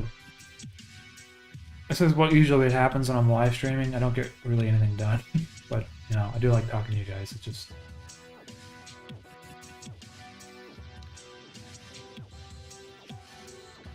My computer's really struggling today. I was thinking of upgrading it to the new Mac Minis, but they didn't. Apple came out with a video the other day. They didn't release any new Mac Minis, so I'm not going to buy the new one yet.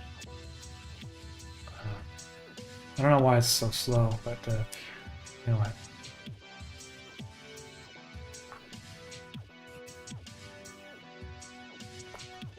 Maybe I'll show you guys the tornado thing though.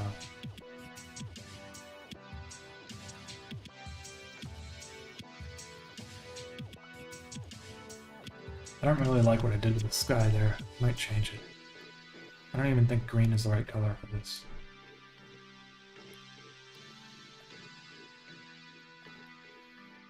I think maybe that color might work.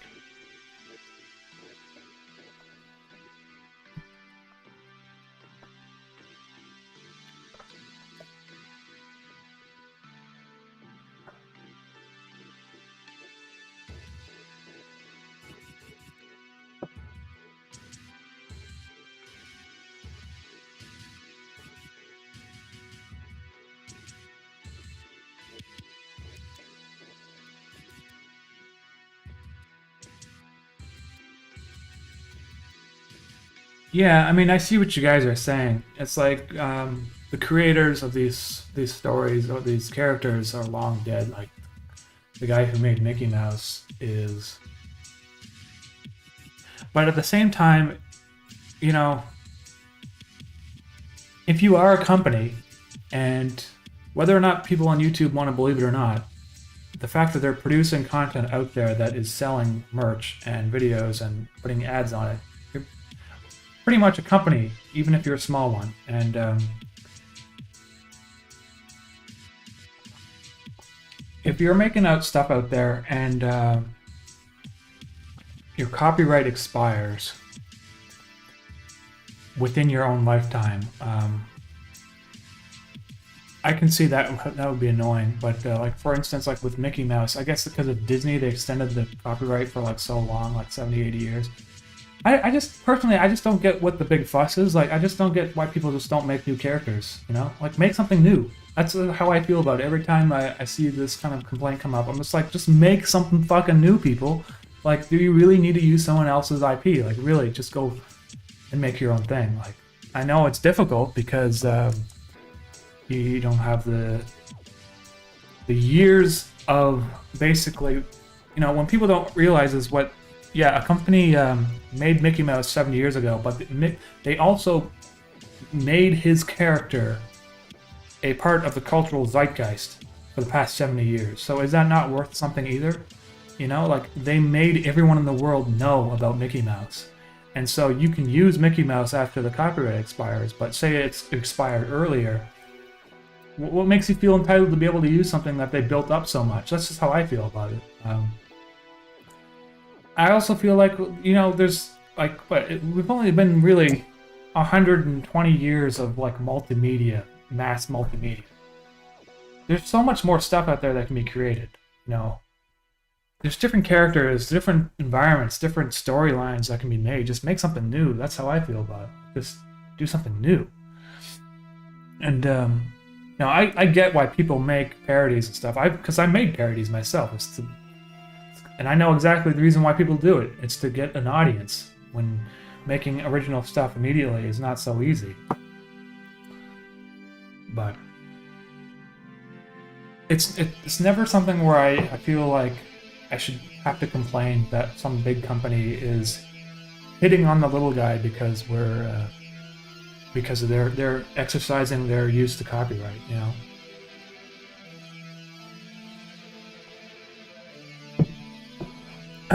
Hey, inventor maniatic. Hey, thank you for the comment there. A lot of these comments are just being I have to approve them for some reason. It's YouTube, but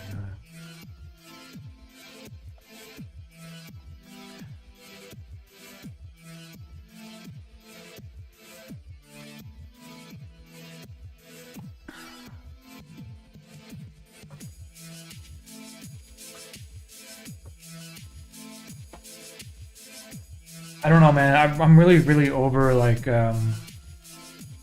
Superman, superhero movies in general. So just content related to superheroes. So that's probably affecting my opinion a little bit too. I'm just like, make something new because I'm so tired of like the fucking 5th generation of Batman or like, you know, 6th generation of Spider-Man or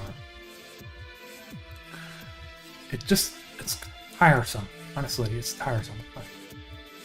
Okay, let me show you guys something new here. I've been working on this. Let me show you some cool stuff.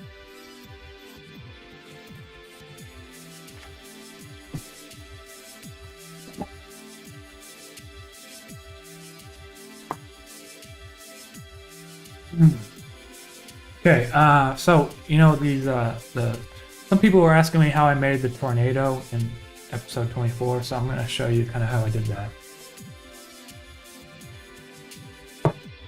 And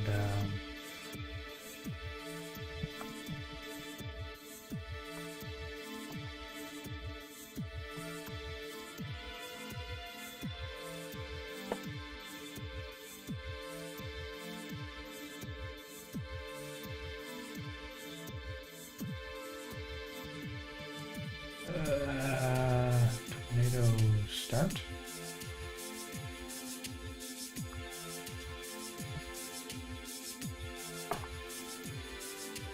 Oh yeah, okay, so here's one shot.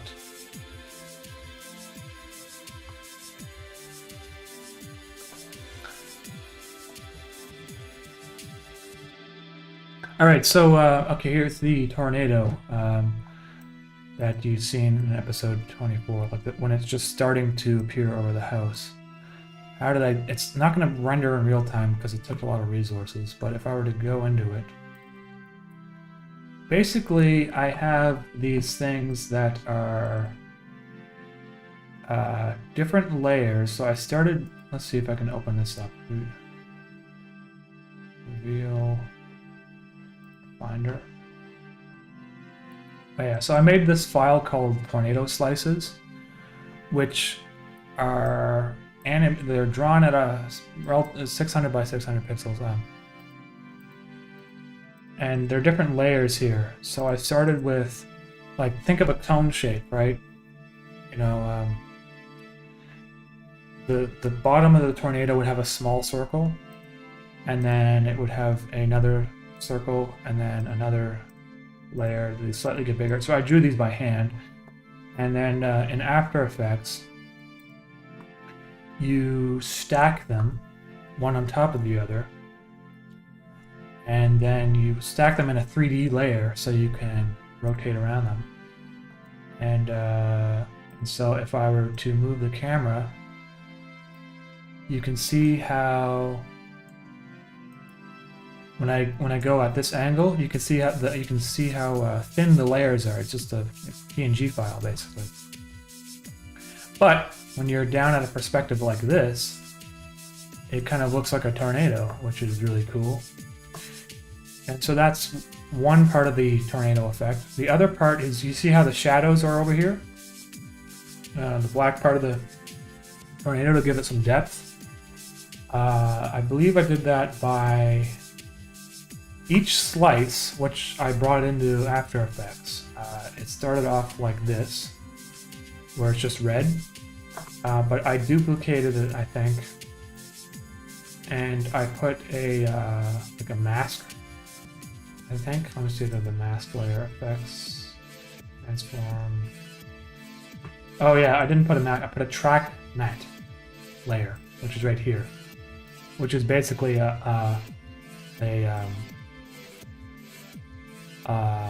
a mask on a separate layer. You see how it animates here, the ripples of the edges? That was done using ripple and turbulent displace. And so if you set the track matte layer like down here, set the alpha to that layer, it basically, if anyone uses After Effects, I'm not a tutorial channel. Like, you need to have like a good understanding of After Effects to really understand what I'm saying, but it makes a portion of that circle dark. But it makes a portion of it dark while it rotates, and it doesn't rotate around. The dark part doesn't rotate around. So so when you stack all those layers on top of each other, you get this kind of it's not going to really render in real time, but you get this kind of morphing cloud-like shape. So that one took me probably about 2 days to just figure out how to do. I'm really happy how it turned out.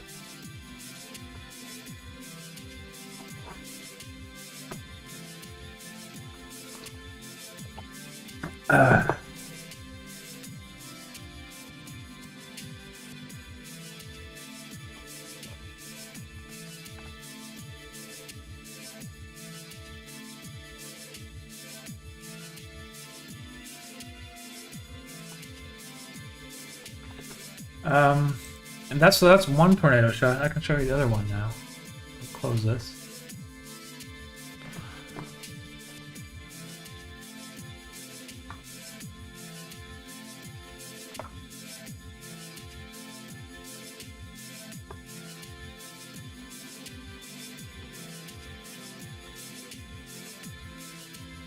Tornado close-up, I think.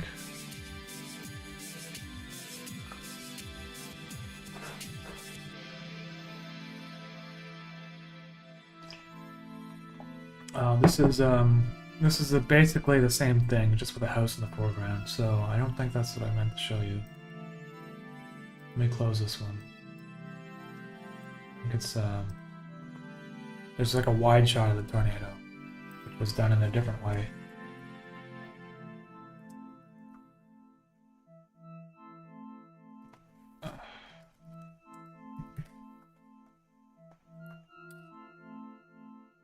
Tornado side. Okay. This is it. Oh yeah, okay, so so I'm gonna just disable these layers of wood, because those were just animated, and the noise layer, I'll get rid of that for now. So I have this thing called Tornado here, which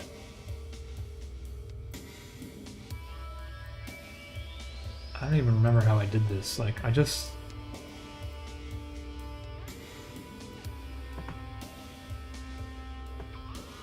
Mid. Okay, so I have here what looks like a layer with fractal noise on it, and this thing called CC cylinder. So if I were to turn these layers off, I have a fractal noise layer, which looks like this. And then CC cylinder turns it into a tube. And then Bezier warp makes it look more like a tornado. I can just warp it, corners of it. And then turbulent displace again to kind of make it even more warped looking. It also animates the warpageness of it. And then Gaussian blur so that when I pre-comp it, I can put threshold on it, make it look like my style, basically. So basically that's what I did, and I had a whole bunch of different layers, like of the same thing, kind of, built up. And some of them have transparency built into them so that when you rotate, so when you animate it, it has all these different layers of like wind and stuff kind of coming together. That's how I did that. And then the background like was basically made up of a fractal noise and an adjustment layer with Bezier warp on it to make it look like it's you're spinning on the inside of a wind tunnel or wherever. So there's that. And then that's what's going on in the background there. There's a lot of different layers here kind of combined to get the final effect. But hopefully that explains some of it.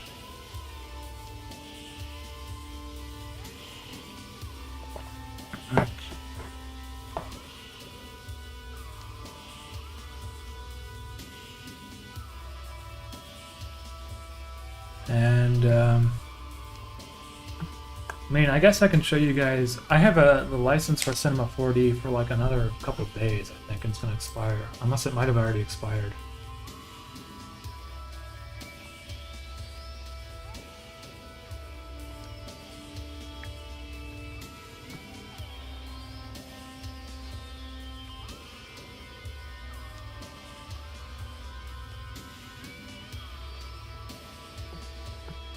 So,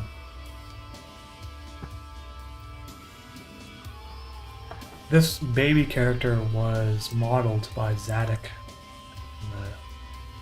who's a fan of the series. And then it was animated by someone who I had to find an animator who can do this stuff, because I tried animating this baby myself and it was just not going so well for me. I'm not a 3D animator. I would never have been able to animate a smooth munch like that. Well, first of all, the character had to be rigged too, so that's like beyond my understanding of how things are done. But the cool thing about this character is that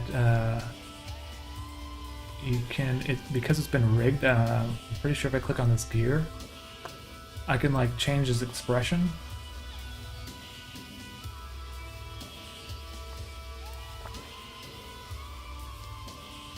And so the animator was involved in doing all the keyframes for this, because this would have taken me a month to get one shot done, honestly. And I did not have the time for that. And then, I don't know what this one does. I don't think this one was... Oh my god. Well, that's creepy. That's kind of funny. It's just basically a 3D model in Cinema 4D, and once you apply all the filters and stuff to it, it looks kind of like... Let's see if it will render.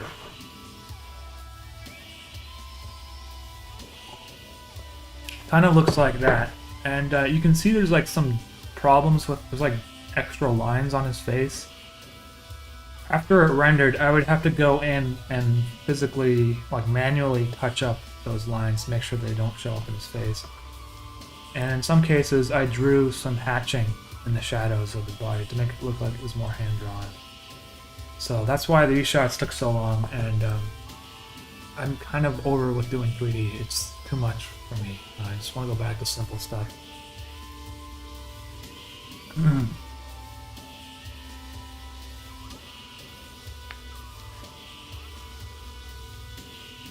Hey, Chum, I just want to say thank you for the comment there and for the support on Patreon. I appreciate that. So, I'm asking, why does Mischief sacrifice himself? Well, you guys gotta remember, he is a parasite, right? People seem to think that he's been sacrificed, but what do parasites do when you eat them? You know? That's all I'm gonna say. I'm not gonna, like, ruin anything, but, you guys gotta have a little bit more faith in Mischief. Might be gone for a little bit, though, while I work on some other stuff.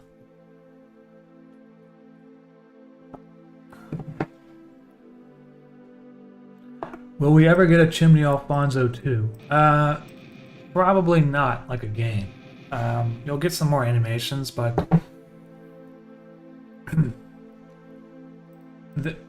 I've said this before on my live streams, but when I was finishing that game, the Choose Your Own Adventure thing, it was too much work. It's like stressing me out. I don't want to do stressful stuff like that again, because it was like 26 separate videos that had to be rendered with subtitles.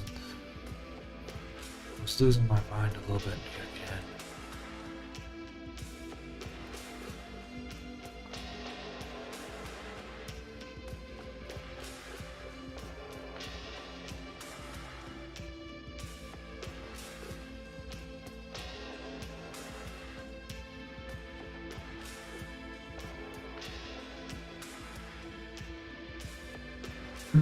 Okay, so I got, let's see, Chimney Alfonso here.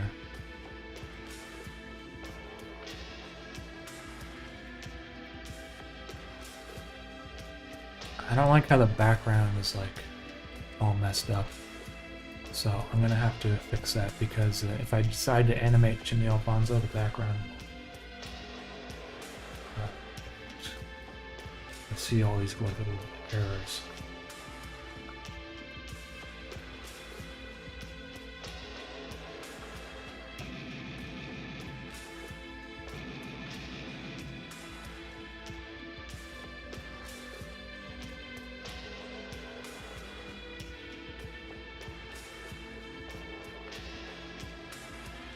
Might even draw more of them, just so that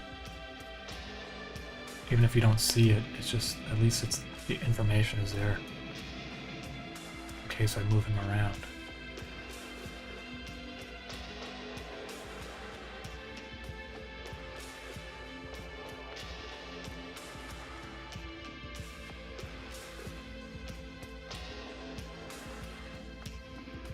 Now if I come back in, there. That's a little bit more clean.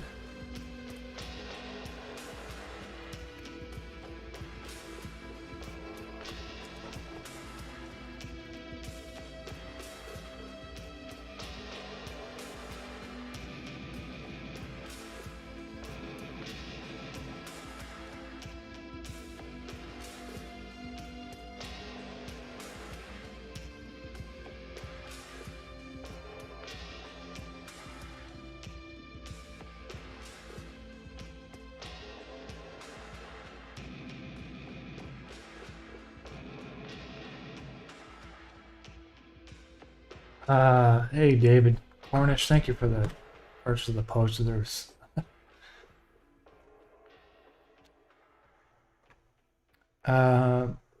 What do you think about a person who draws Mickey Mouse and Donald animation? Oh, you mean Ethereal Snake? What do you think? I met that guy actually just about a month ago. He came to Montreal, and I said, "Hey, let's go get a good drink together," and we did. So he's a super nice guy. Yeah, I've met Ethereal Snake in person. This is the first animator. Well, it's not the first animator I met, and that has stuff on the internet like this. I met Cole Kush before. He's made this pilot called Day World for Adult Swim. And he's got this new project called Eternal Family, which you can find on YouTube. He's kind of like making a bastardized version of like Family Guy right now. I'm not really sure I haven't really been following it, but you might be interested in seeing what he's doing, you know.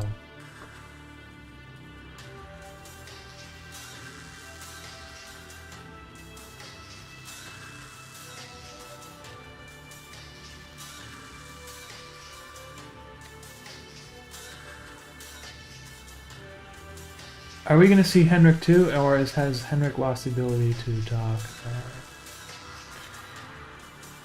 Man, I think Henrik, I don't know if he'll come back again, honestly. I feel like I've featured him a lot, and I feel like his flight has kind of come to an appropriate conclusion, and I feel like it's almost time to move on from Henrik a little bit, you know. Maybe one day he'll come back, but for now I'm going to just focus on other stuff like Jimmy Alfonso fishing, just sillier stuff for now.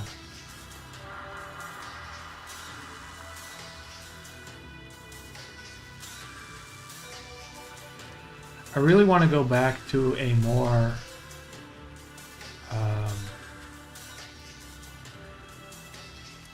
frequent uploads cycle, if that's possible. And by doing that, I mean having shorter animations that come out more frequently. Like when I started my channel, like at least once a month, you know, not every 4 months. So.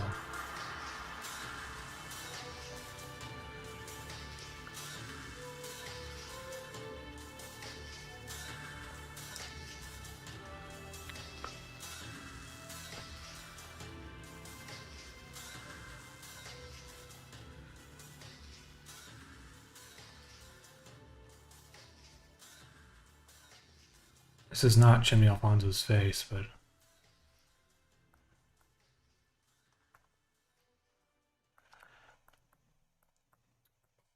I gotta import that into Premiere because I can't. To animate his face, it's like a separate layer sort of thing.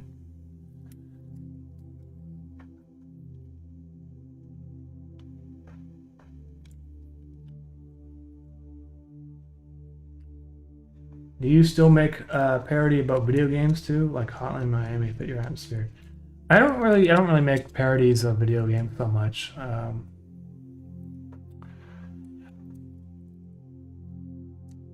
kind of want to do some parodies of like Jeff Bezos and stuff. I got one of Elon Musk I'm working on. I'm sorry to give you some spoilers, but.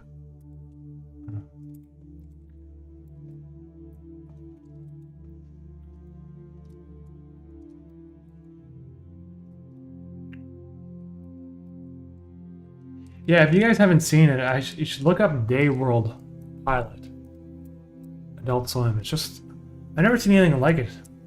Really, it's got this like protagonist. It's like this creepy baby man, but he's like really forward. He kind of comes across as like an entitled like boomer almost, and it's weird because he'll break into a hospital like radiology room and just be like, "Hey, what are you guys doing? That's pretty cool." And he'll just like start flicking the lights, like while they're trying to do like cancer research or something. I don't know. It's like it's so bizarre that I was like, I can't believe they didn't like make a show out. It's so good, but someday hopefully.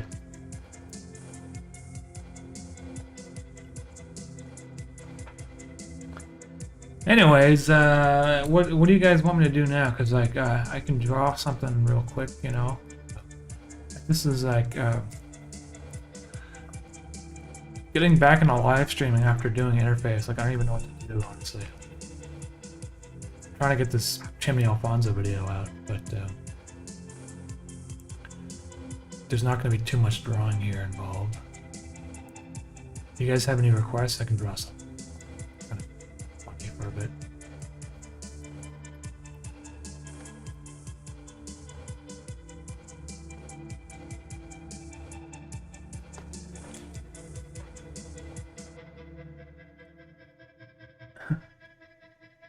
Can you draw Froggy Mischief, please? Mickey Mouse, a motor man fading away in the night sky.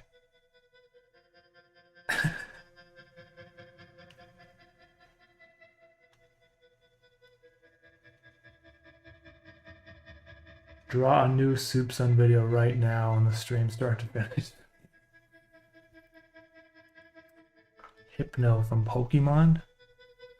Who's Hypno? Is that the guy with the swirly thing on his stomach?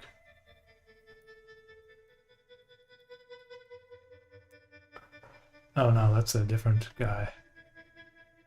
I don't recognize this one.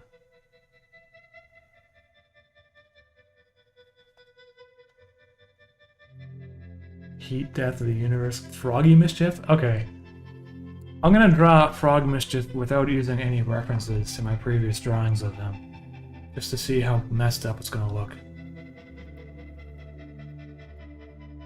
Alright.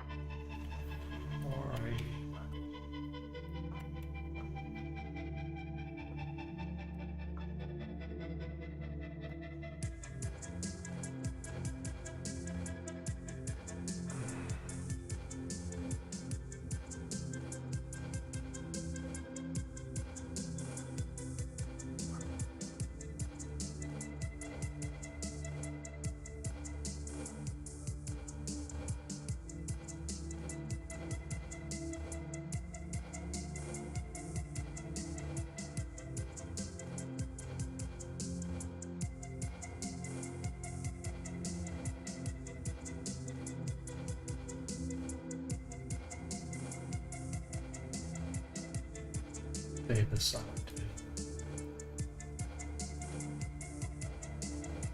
I'll just save it on the desktop for now.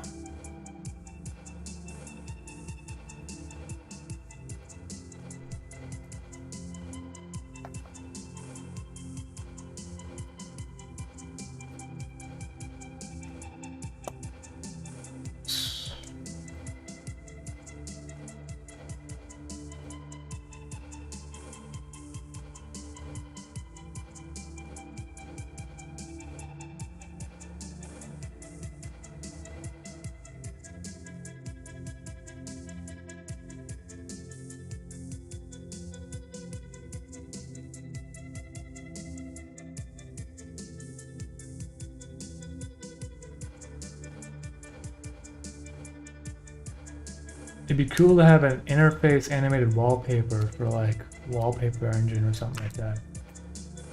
That's an interesting idea. I'm gonna try to do some stuff like that.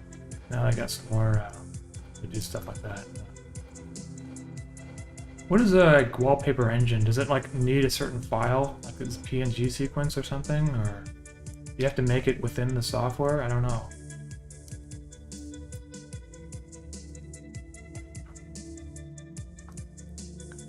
I'm gonna draw Frog Mischief if he was just sitting with his legs. Not hanging down below, but like to the sides.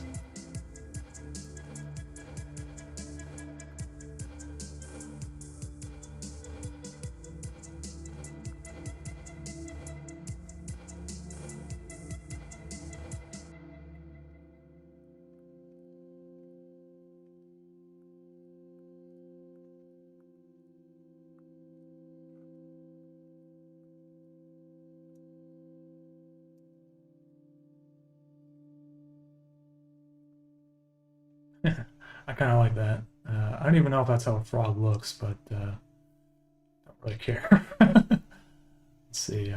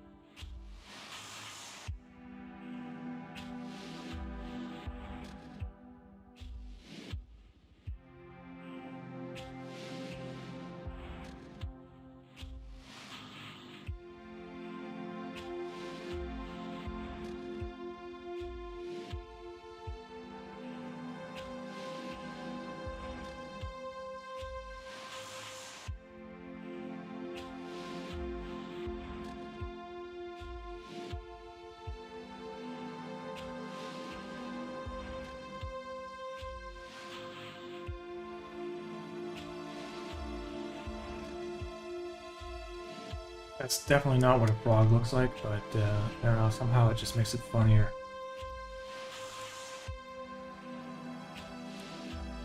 Maybe he needs like I think what he needs is like right to the bottom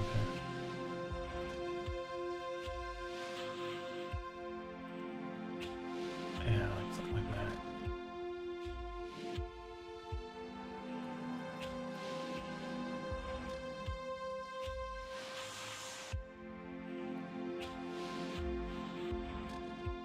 So, let's see here. Wallpaper engine can take different file types. Okay. Let's see here. Okay, well, I don't even remember, like, where exactly his eyes line up. Well, let's just say they go here.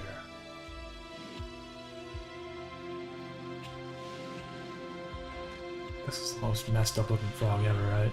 Usually, I think his frogs are like, his legs are like down here, right?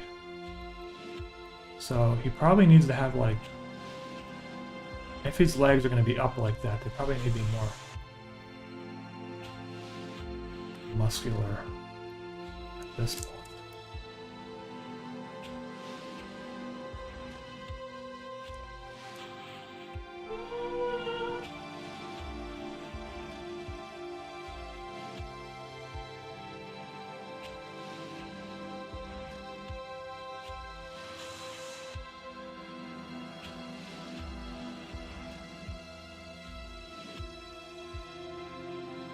He doesn't actually need to be a frog, he can just be trying to be a frog. Sometimes he doesn't quite fully transform. He's like missing information. He doesn't quite absorb all of the static. So he doesn't quite know exactly. So he like makes up the rest of it.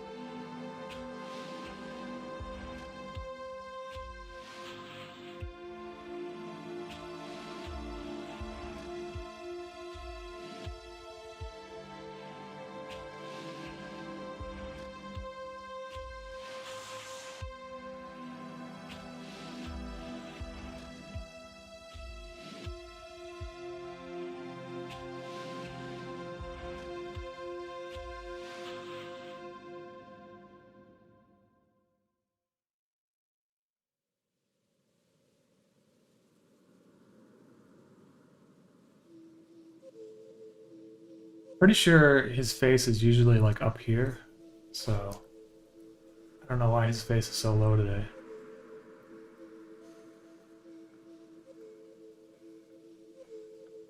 Because this is definitely not where his face usually is.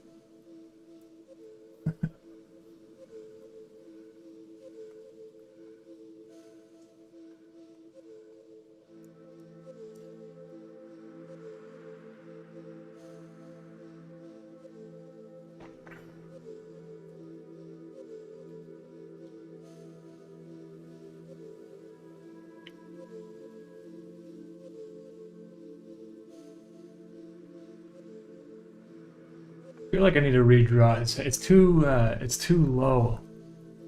I don't like how low it is, so I'm gonna redraw his. Because actually, his eyebrow things are kind of like more halfway around the back of his head at this point.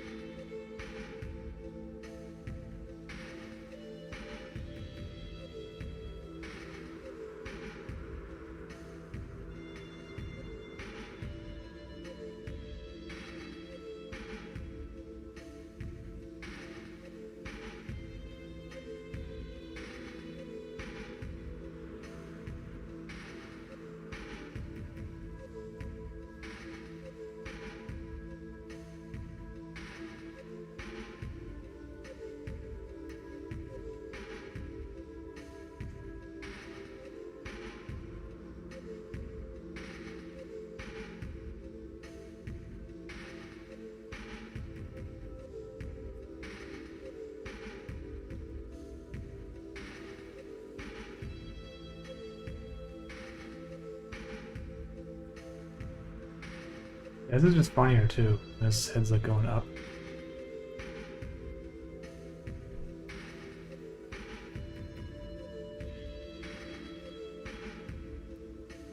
And now he can have a nice big long mouth.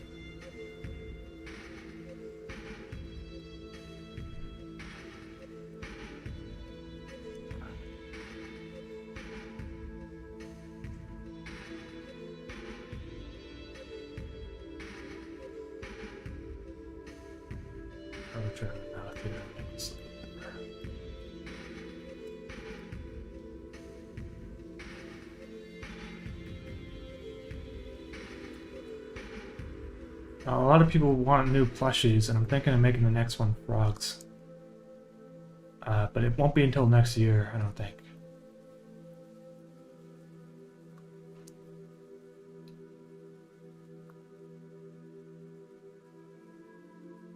Yeah, that's much better.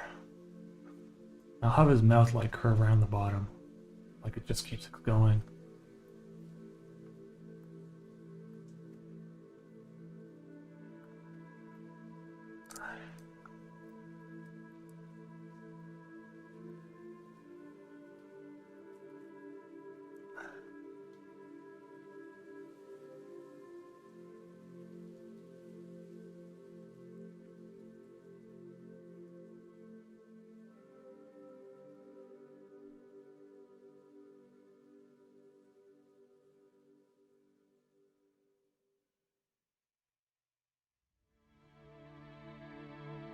Do you prefer the bird or the frog version? I don't know. I like each. I think both versions are kind of funny. The frog version, he's not going to be fluffy though. He's going to be kind of like a skinny, not skinny. What do you call it? Slimy? I don't know if there's like a slimy. Like if I could make him like slimy, or not slimy, but slippery, or some sort of thin spandexy kind of slippery material, that might be kind of fun.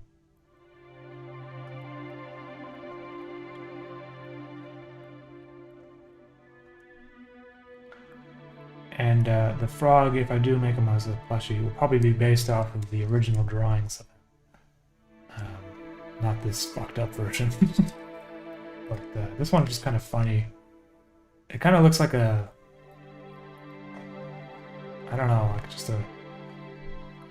I don't know, cuter version of him being a frog.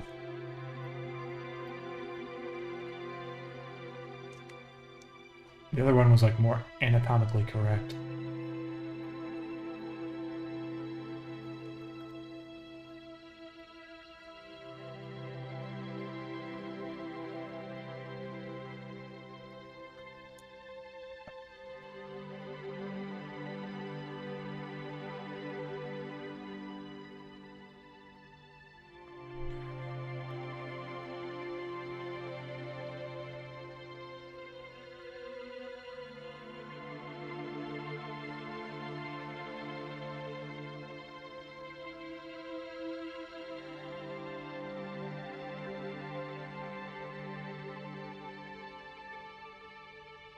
Part's always kind of hard is drawing his teeth because they have to be so straight.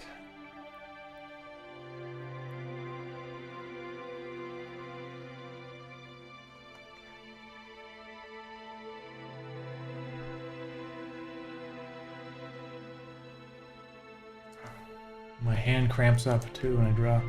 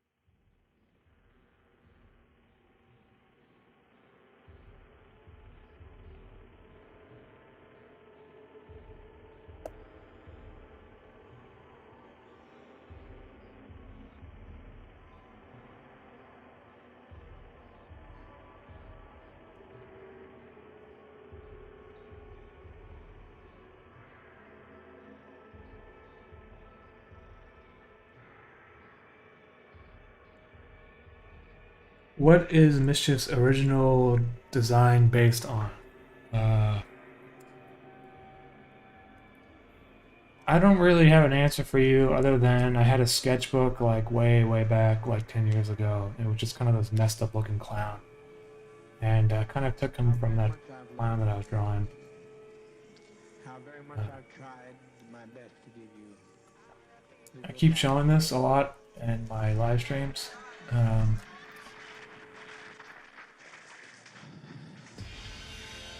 But this is one of the comics I drew a long time ago, which was the first episode of Interface, where it's Henrik is at an ATM. It's a bit different, and he actually says something. He says, "Damn it!" And Mischief just shows up and says, "Welcome to the bus," immediately. And Henrik's like, "I stopped taking the bus a long time ago." And then his mustache disappears because I forgot to draw it. I mean, really. And then Mischief says, "I am the bus." Oh, so.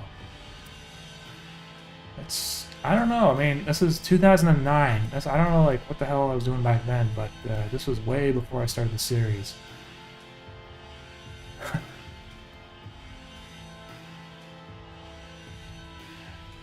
That was like 2009 was like my first year of art school, so I was basically getting assignments and doing those. So whatever it was I was trying to do with this comic, it didn't really go anywhere until now, or until 2017 when I started the series.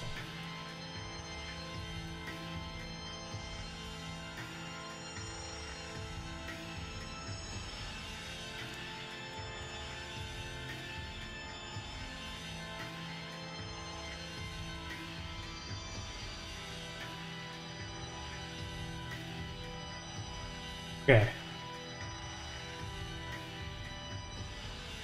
What? I feel like there's missing something. Do frogs have arms too? Yeah, they have arms, right? Well, where the hell would his arms be in this case? Maybe they should just like wrap around and like fold themselves like human hands just because it's funny. Just bring down the opacity here for a bit.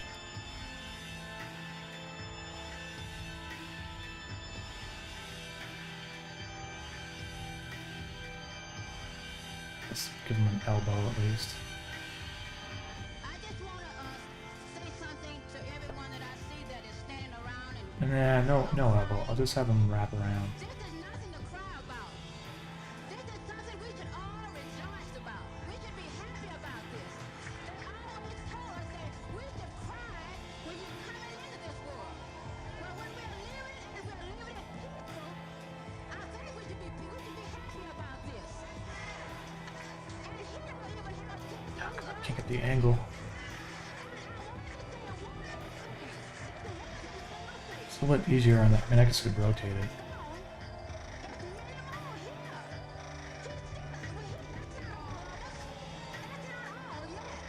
Yeah, that was a little bit easier.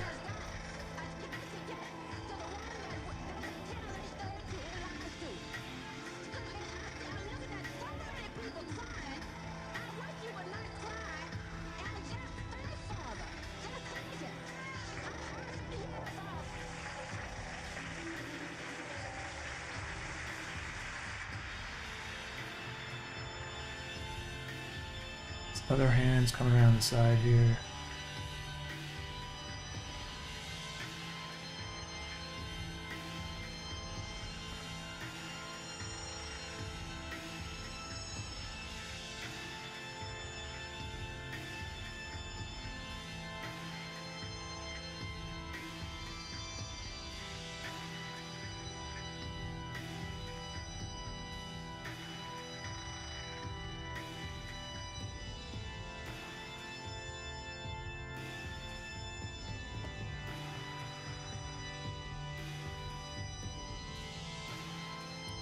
Paul Bunting, is the current music yours as well? Let's see. Hopefully it is, because otherwise... yeah, so all this music that's playing is my own music. This one is from an old album I made. So under the name Hex System, you can find all those albums I made on Spotify and that sort of thing. So if his hands are interlocked like this, maybe he'll have his thumbs up. No? Like he's thinking about something.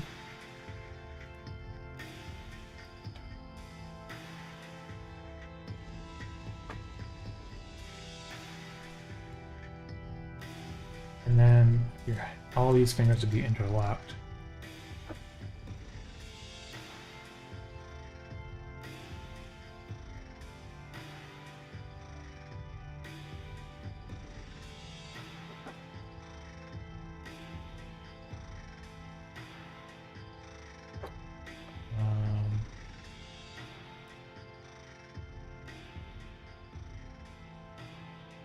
It's kind of like a cartoon version of his hands, but let's see.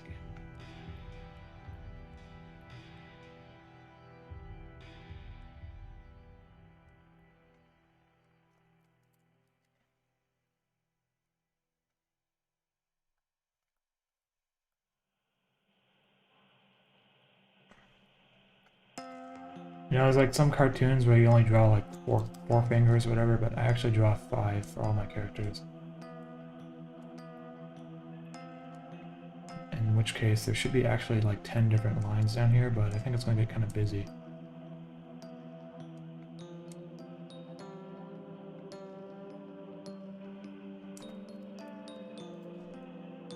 I just think it's funnier that he has like more human-looking hands than regular cartoons.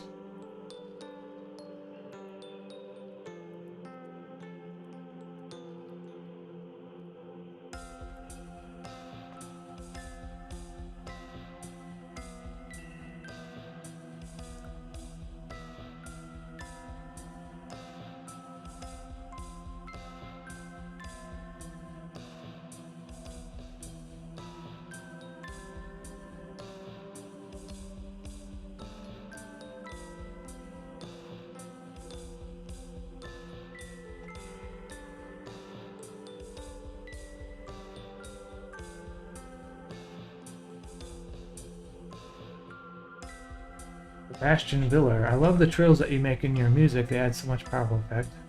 Well, thank you, Sebastian. Animation Man, what is your favorite music that you've made? Honestly, the music for the Corona Wave EPs are stuff that I'm particularly happy about how they turned out. They all sound consistent, like they're part of the same album. It sound mixed pretty well, and I like how it sounds as like an electronic album. But I like how the Unconscious Consciousness track turned out as well. That one was the one I worked on for a long time, and I'm really happy how it turned out. And as well, the new that violin score at the end of Interface episode 24, it turned out really nice. Those are 3 of my favorites. Thank you, Paul Bunting. Reb Doomer,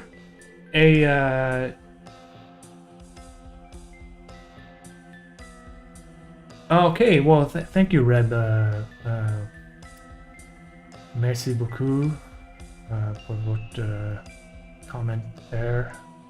I'm not very good at speaking French, but I understand exactly what you wrote, and thank you for that.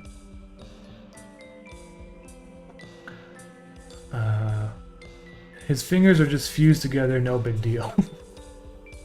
Hey Gil, thank you for that. Thanks, man. He didn't have to do that, dude. What's going on there? I appreciate that, man. Snowblind, yes. Okay, so composing music was something that I feel like I'm still learning how to do a lot of it.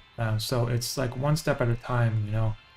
I think some of the earlier tracks I made, they're more, the composition is actually kind of simple.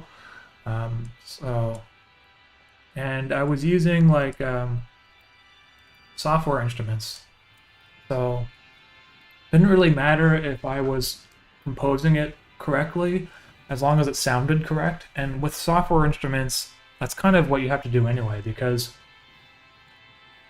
it doesn't really matter if it looks right on the music notation. What it has to sound like you envision it to.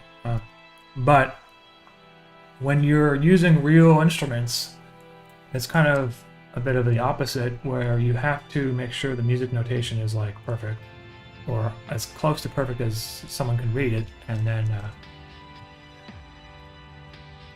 and so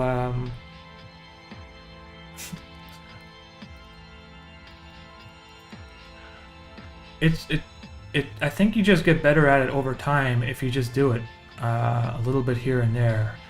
Like I didn't release all these albums in 1 month. I started in 2009, so it's been over 12 years or 11 years, and I feel like Interface particularly kind of forced me to get better at music composition because of just the nature of the series itself.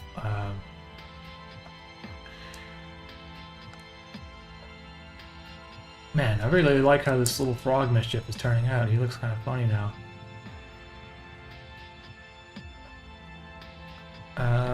What else can I give him? Like, I feel like... Is he missing something? I feel like his eyes are kind of off.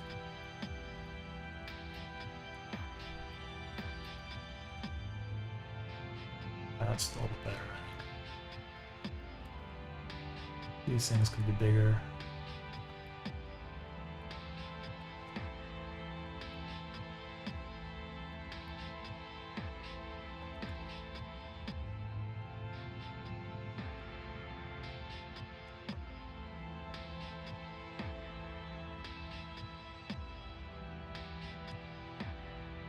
There we go. That looks nice. His foot, though, is this one over here is kind of in the wrong perspective. So I'm going to redraw it.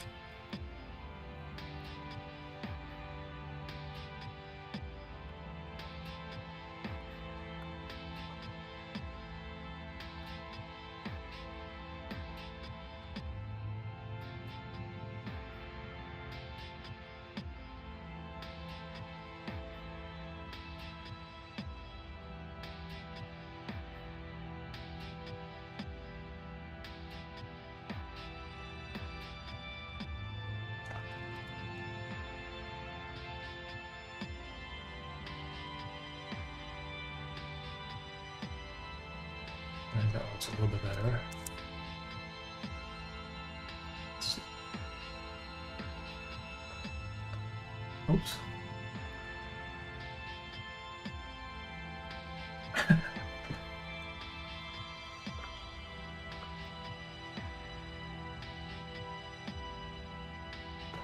Did you think the oblongs was good?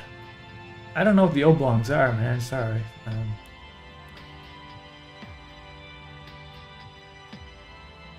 Jetta Trek, thank you for that. And Sauce, appreciate it. Do you think you will see parts 1 and 2 put together and released on physical media, Blu-ray in the future? Oh yeah, Gig Roy, it's coming. It's just gonna take me some time, probably a couple months or so. I'm gonna try to get them out on Blu-ray in the nice boxes and stuff.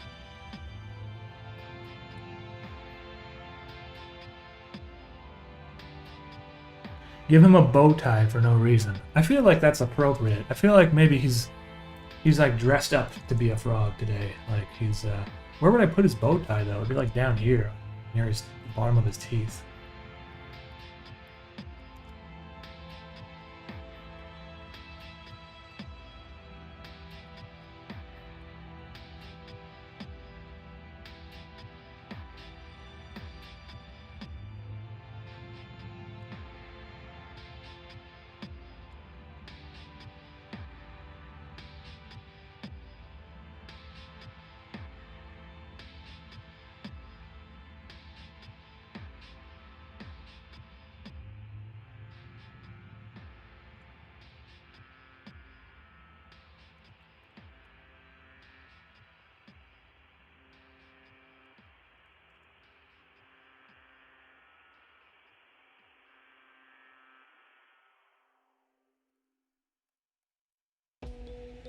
that look good? I don't know if it looks good or not. I feel like it might be kind of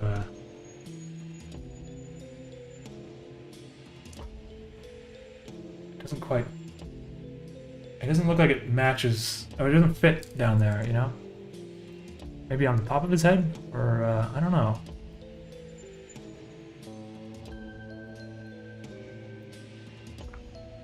Put it under his nose like a mustache? Okay, well, let's try that.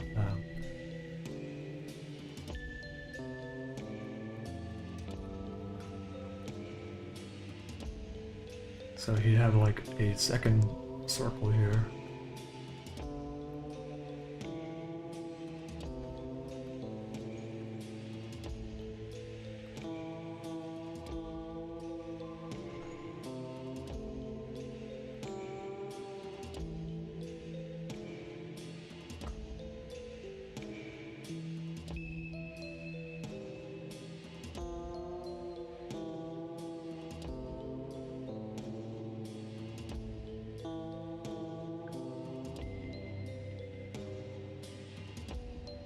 Just fill in some white.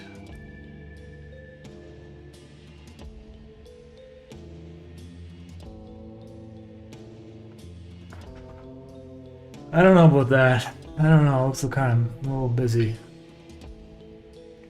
He needs a hat. Top hat. I think it's good as is. Put the bow tie on the hat. How would a tiny top... Okay. Maybe I will give him a hat. Maybe I'll... Maybe it's like resting on on his legs. Okay, if this bow tie is not working, so I'm gonna get rid of the bow tie for now. Let me just move him down a bit.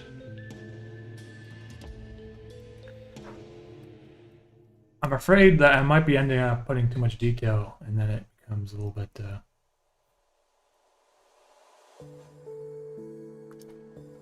Let's see what happens if I add it. Oh, if I add a little top hat, though, let's see what happens.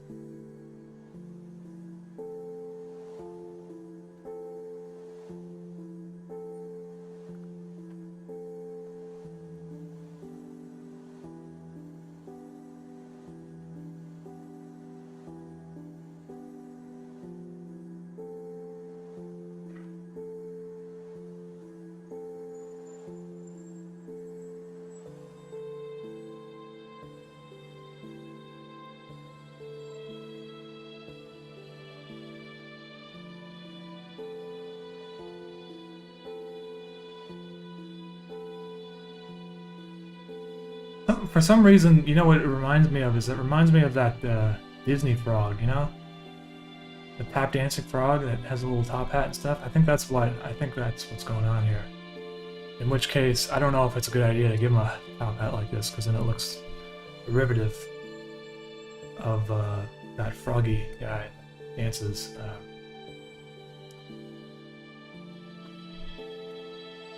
But it kind of also, it kind of suits him though.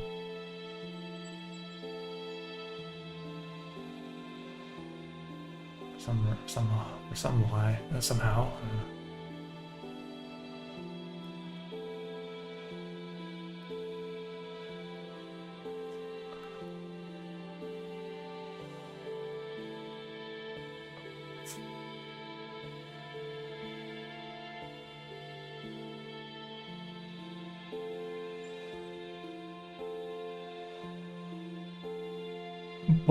Bowler hat is the only hat worth putting on a frog. Made it.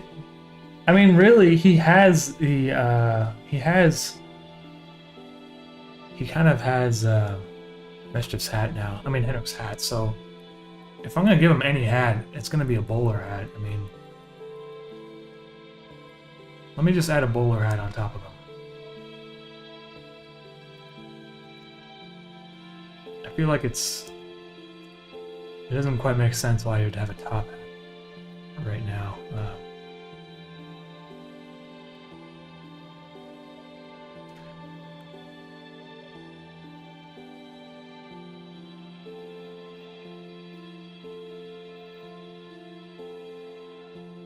Did munch Henrik's hat, and Henrik doesn't have his hat anymore, as as you've seen. Last shot.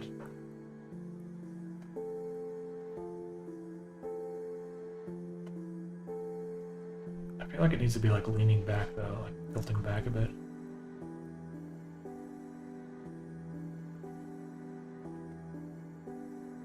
This is very difficult. Let's see. Maybe not. I don't know.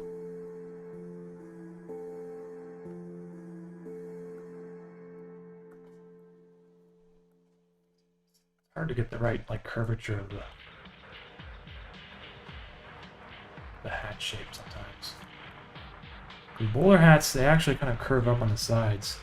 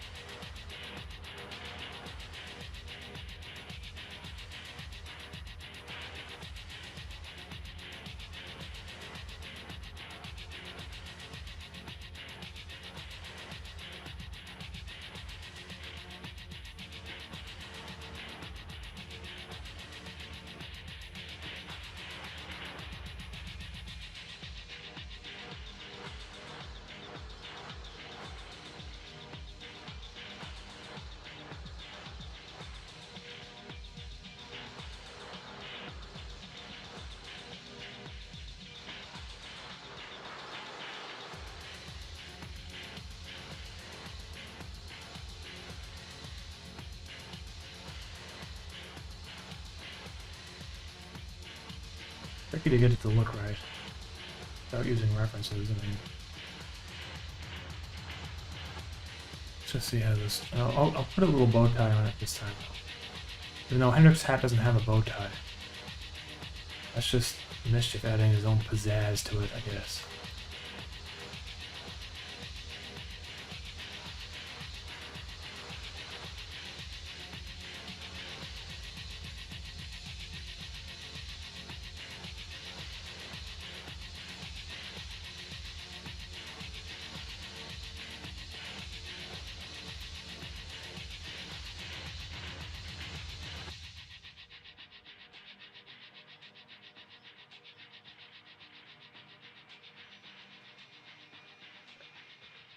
See, I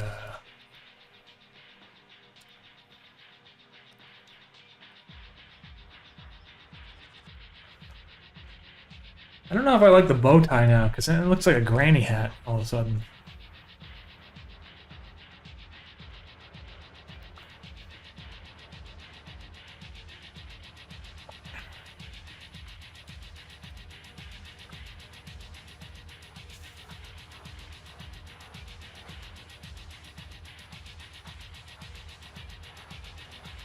I think it looks like a granny hat because of the curvature of the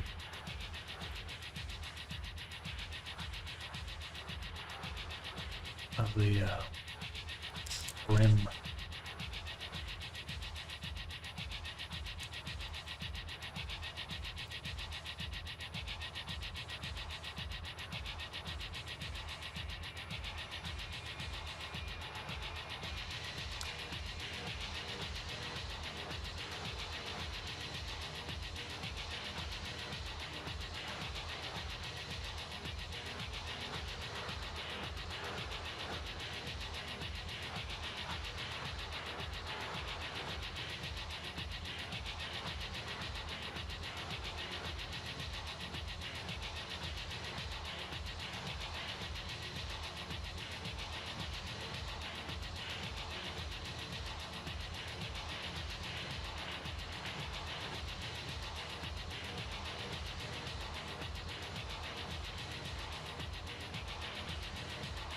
Little testicles underneath, please. Lucra, did you see the piece on Interface published on January 6th on a site called Stir World? Yes, I did actually, because they well, they emailed me to do an interview, so I did see that.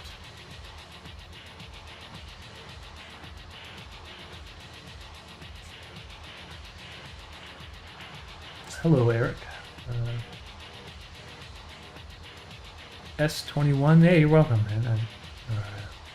Thank you for the comment there. A shorter smile and a bow tie would be easier. Okay, let's just see here. Let's just see.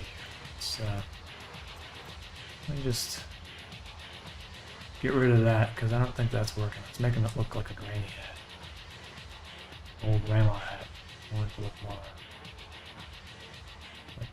like Henrik's old musky hat never really had a bow, so even though a lot of bowler hats have bows on them.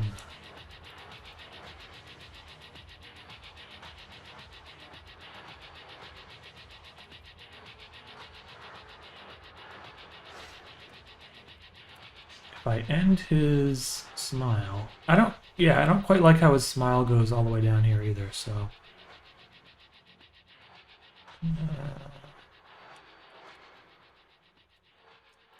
He looks a little bit more,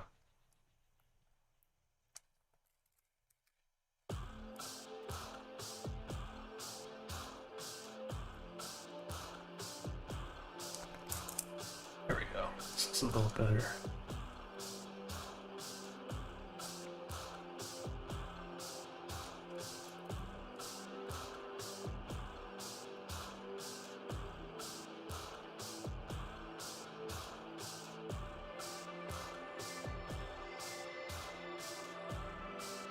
Okay, now I can get them.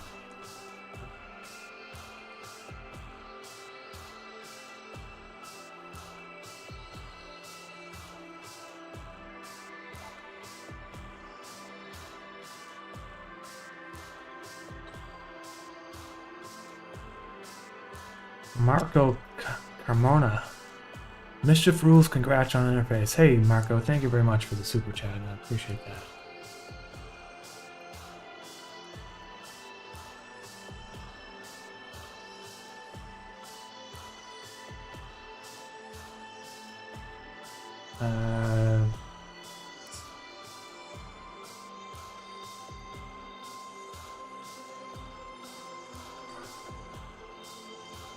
Let's see.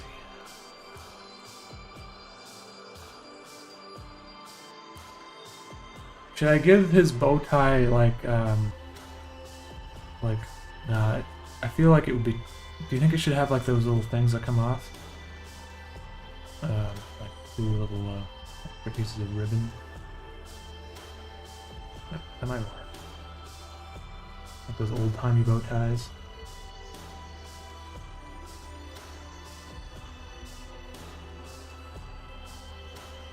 Just flopping in front of them.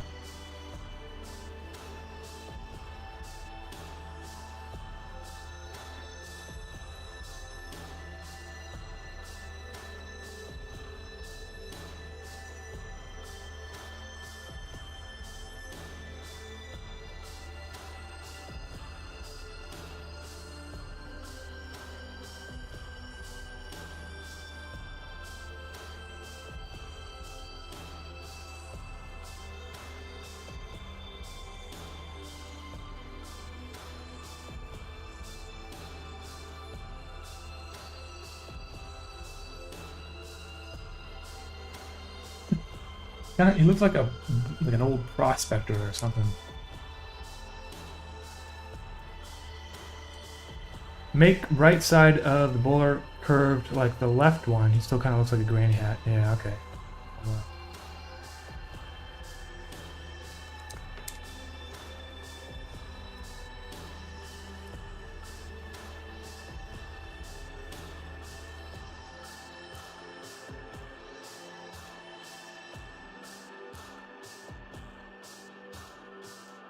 Yeah, it needs to like curve around.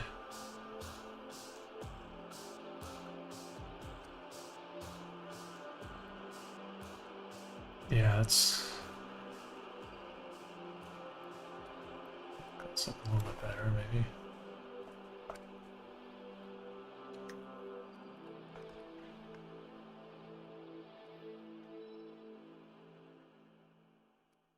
Yeah, that was way better. Thank you for that.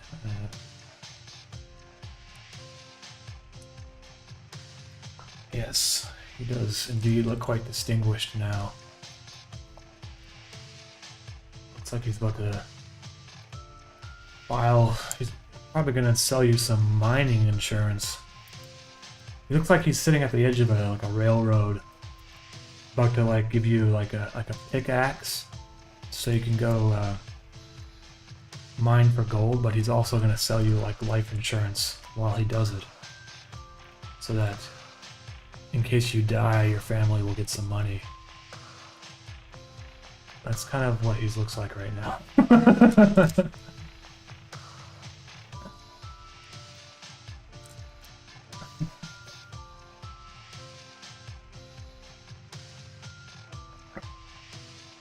Are you doing a Halloween vid? I don't know, man. I don't really have like enough time to do one by Halloween. I'm working on something that's going to come out on the 30th, I hope. So it's not quite Halloween, but the day before Halloween.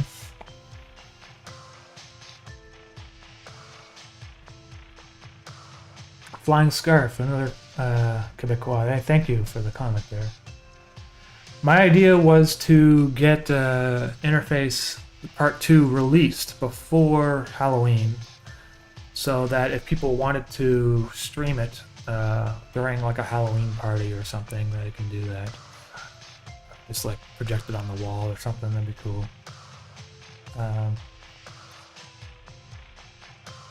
This is the guy that runs the company town. Give him a cigar.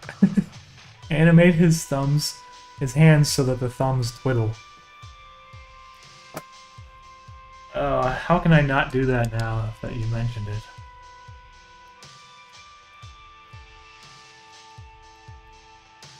Okay,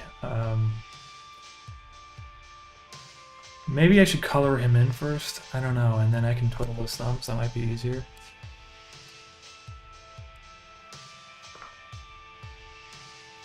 Let me do that. But it's hard to do when it's like line art right now.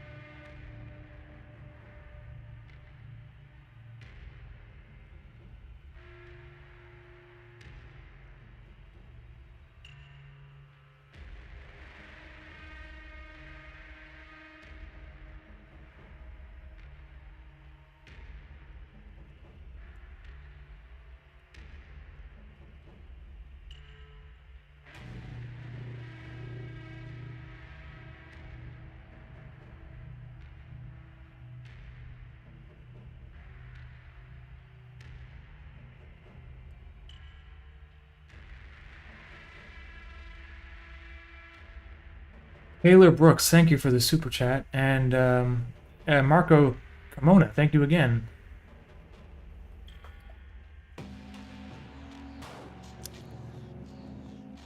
Let's see here.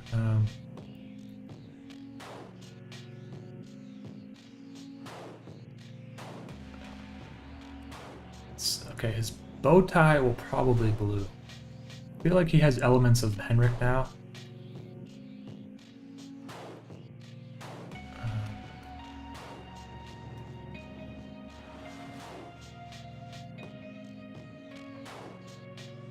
That's gonna be blue.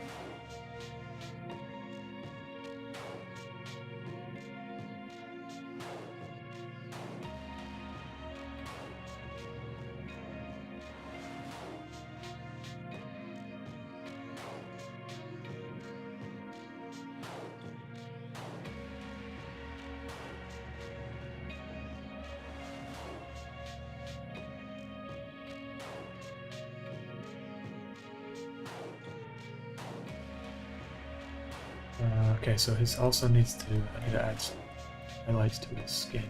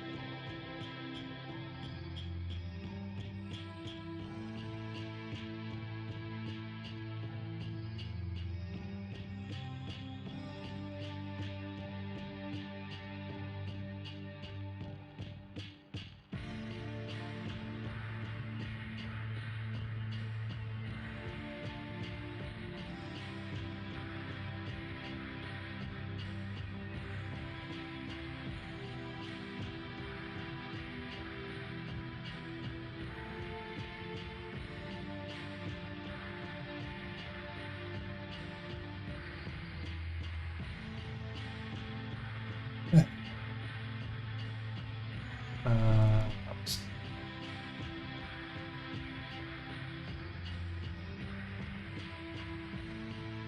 He's a frog, he probably needs like frog bumps.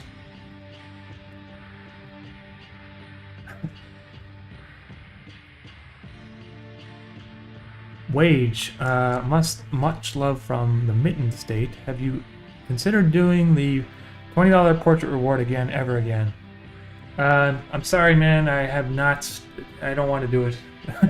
It's because I used to like I would get a lot of them, and then I would be spending my entire day just drawing portraits. And it's hard to draw portraits of my fans because I want to make it look good.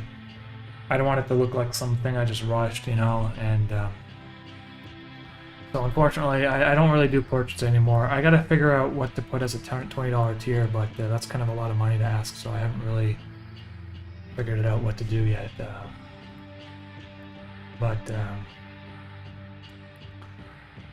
Yes, so sorry about the if I were to do portraits now, I would have to charge like $200 at least. And even still, I'm not sure if I would really want to do portraits. It's just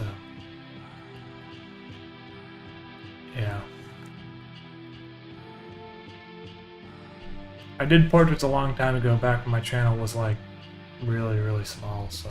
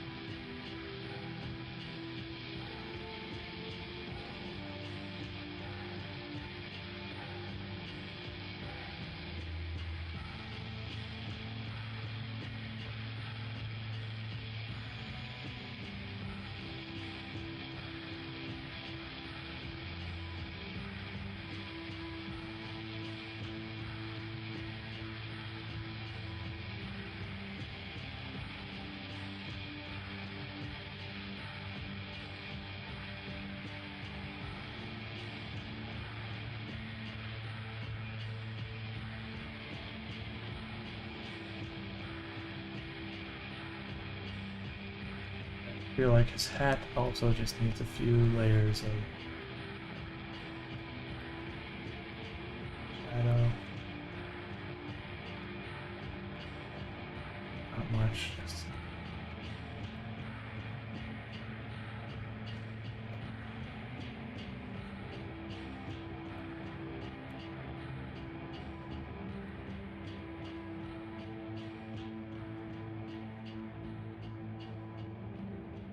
oh yeah, missing the little dot on his nose.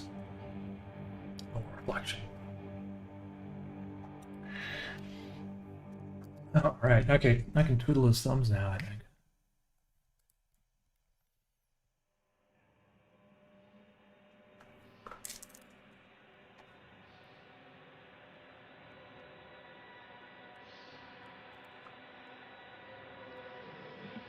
One of the things I used to do, I used to be a therapist.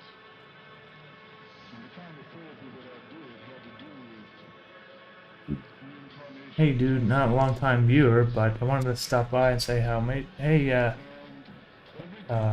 Joseph, thank you for the comment there. I appreciate that, man. Margarita, I'm trying to color match some 3D filament and was wondering if you could maybe give me the hex codes for the Mischief Pink and Henrik Blue. Yes, Margarita, I can do that. There, let me just upload it to the internet, and then you guys can all find out. You just got to use the open it up in like some paint program or something, and you can use the color picker tool. Get the hex codes. Let me just upload it to.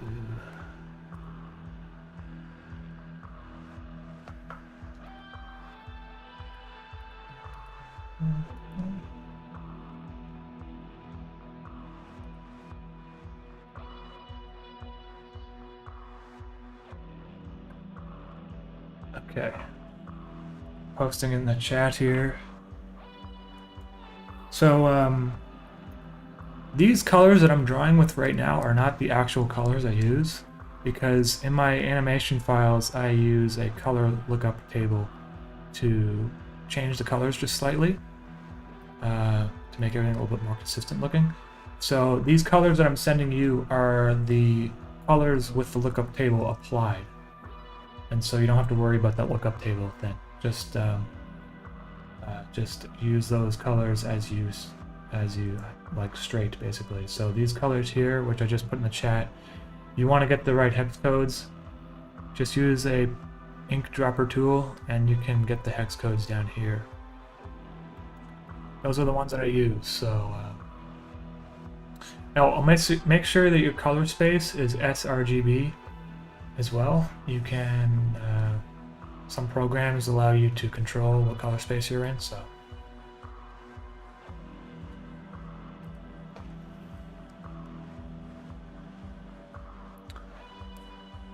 Do you have any idea about Halloween special? I don't have anything planned for Halloween, guys. Sorry. I'm working on something for the 30th.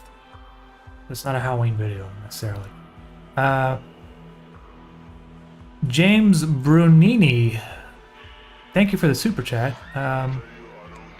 What merch gives you back the most percentage on purchase? I think it's probably the hoodies. Generally the hoodies, because they're like the most expensive. It's basically a percentage. So, but also the posters are pretty good too. Thank you, James. Do you want snack? What kind of snack? Oh, there's brownies, there's protein bars, there's some food I can make you. Half of that sweet thing that's on the table. Sweet thing. You know that thing you got from the store? Oh, the buttery croissant thing? Yeah. You want the other half, right? Oh, obviously. Yeah. Any plans on working with the Minute Hour again? You guys were... Hey, man, I do want to do another one. It will be some time. I'll eventually reach out to him, and then we can do another little bonus video for sure. Gertrude, thank you for the comment there. I appreciate that. I'm about to pull the Cerebral Static pullover hoodie tonight. Hey, Ryan Secord, thank you for doing that. It was up, and I mean, if anyone has any issues with their merch, just send me an email. I'll make sure it arrives, you know, without any issues. Aesthetic Capybara. Congrats on the interface finale. Hey, Aesthetic Capybara, thank you for that. Thanks, Caroline. Pastry here. Okay, so I'm gonna animate his thumbs.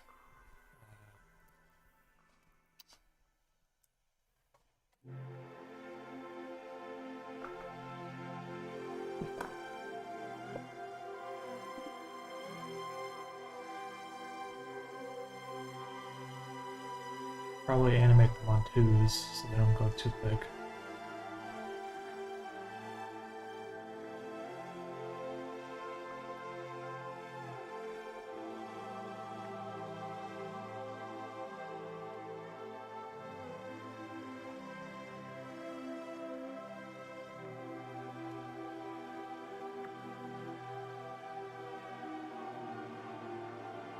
Something's up about is the blacks. I think they didn't quite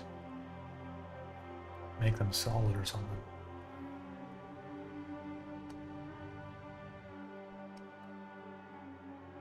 What color is that? Yeah, they're like transparent. That's weird.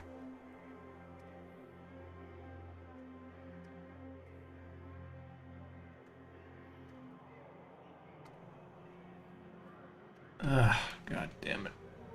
I just suck. Contagious, sample all layers.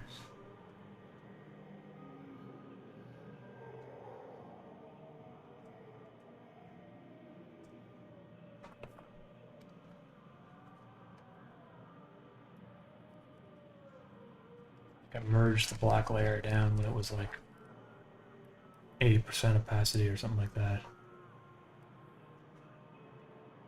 Yeah, it should be good now, I think.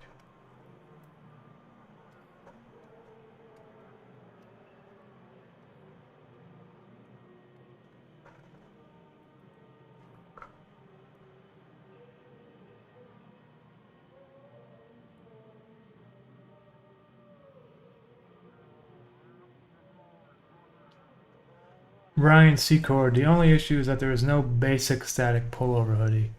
I want them all, but zip hoodies are not my thing. Which site are you looking on? Is it the Teespring one, or is it my UMAMImerch.com, Ryan? Because I might be able to make one for you custom if you don't want a zip hoodie. Okay, let's see. Excuse me. So one thumb would go down. Basically, I have to draw his teeth in so I can draw on top of it. So I have to go like this for a second.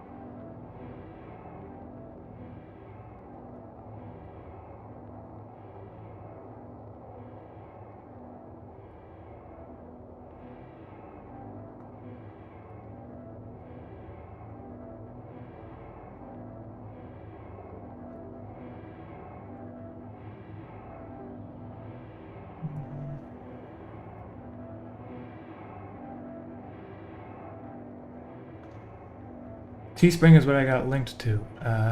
Ryan Secord. Let me just pull it up real quick. See if I can.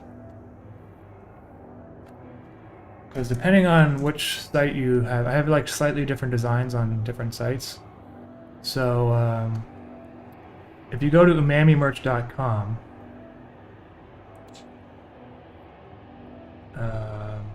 you can get like a pullover hoodie that's just all shapes. Not a kiwi. No, thank you, Kevin. Okay. I don't like kiwis. Kiwis are good. But if you go to my Teespring store, there's a lot more variations in terms of hoodies because I had more time to upload things like that. So there's a zip hoodies here, but I believe there should also be pullovers if you go to the next page. So there's a pullover hoodie right here. There's a zip hoodie with the zipper on it. I think there's one with that's a pullover as well. I believe. Maybe not. But let's see here. These are zips. This one comes without a zipper. This could be a pullover, and there's a zip hoodie here. Yeah, so let me know if there's something that's not in those stores, and I can try to make it for you. It's just because making like every variation of a hoodie, it requires a lot of time, so I don't end up doing that usually. You just make one or two. Okay, so his thumb is now down, so that would mean this thumb will be above, I think.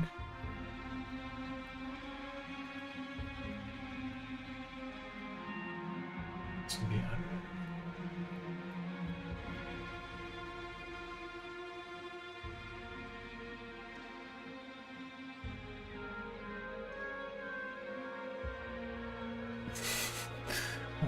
Let's see how it looks if I play it back.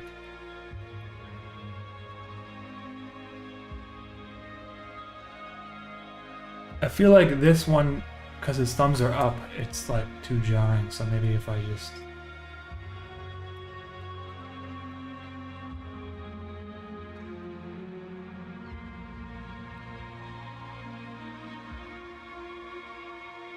But now it's just, I think it's just too fast, so slow it down a bit.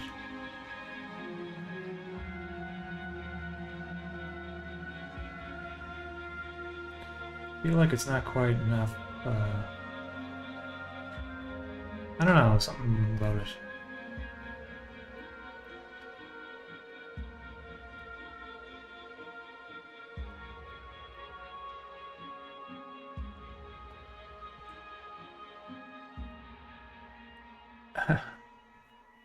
James Bernini, thank you for that. Appreciate it. Have you all seen Hug Me Don't Scared? Don't Hug Me, I'm Scared. I haven't, you know, I've heard about this series, super popular web series. I've never really seen it, but I should probably check it out.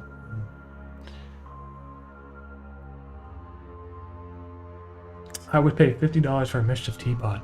Well, I don't know, man. I mean, maybe someday in the future. It just, I'm thinking about how to ship those, and that would be kind of a nightmare. Just ceramic mugs are kind of difficult to ship on their own because they sometimes they break.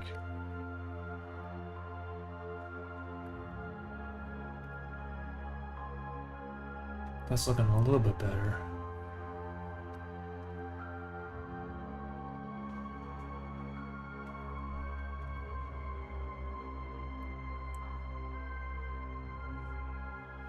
Hey, Joachim, thank you for that, man. You don't have to do this, you guys. Every time. I appreciate the super chat. Thank you.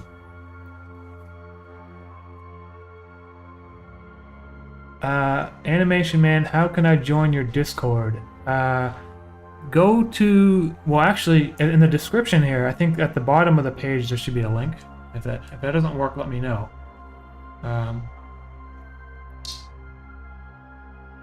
Because I'm not logged in right now, so I can't give you the link to it.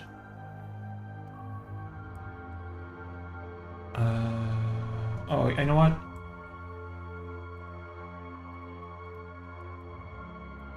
I think there's a link on the subreddit, so I can...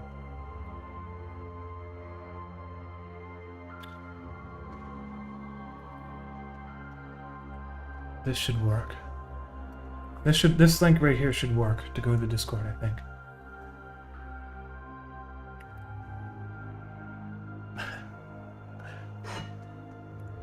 Okay. There he is, twiddling his thumbs, looking kind of pleased with himself. I'm probably gonna like make it a little bit better though. I feel like there's just something about it. Just, it doesn't look prominent enough. That looks better already. I just a little bit of line work there.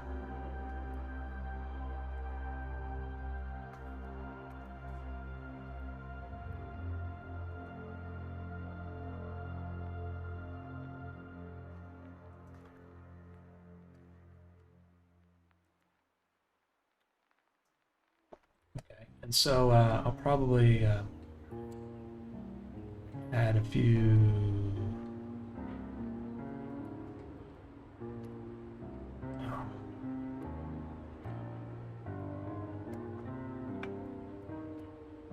Okay, so what I'm going to do here is just add some movement to the light so that everything doesn't look so static.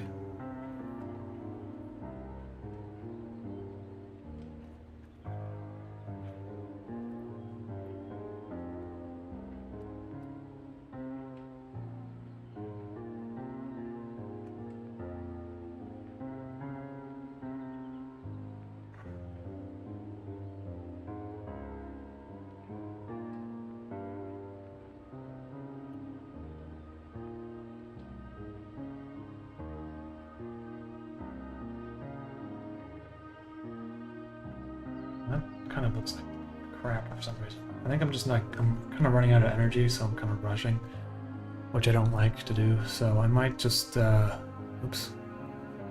might just call it quits for today and finish this another time. Because I got two things done. I got this Chimney Alfonso thing I'm working on, and I got this Frog Mischief, which is, maybe he'll be visiting Chimney Alfonso. I don't know. Seems like it might be a fun idea.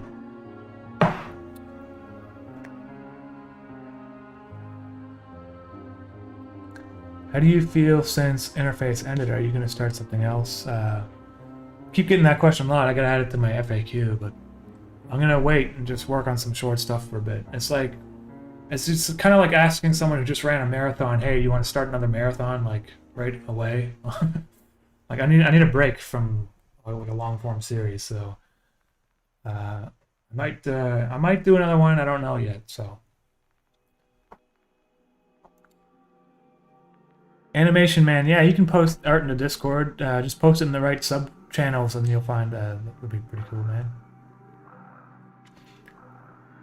Okay, everyone. I think I'm gonna call it quits for today. I'm running out of energy, and so I got a little frog here, little Frog Mischief, twiddling his thumbs, which is kind of cute, and I have a wide shot of Ginny Alfonso, which I'm going to work on for this week, and that's it. So thank you everyone for the super chats. Thank you all for sharing my videos, and I got some new stuff coming out on the 30th. If all goes to plan, the 30th, look for a new video. Alright everyone, I'll see y'all next time. Thanks again for hanging out with me today.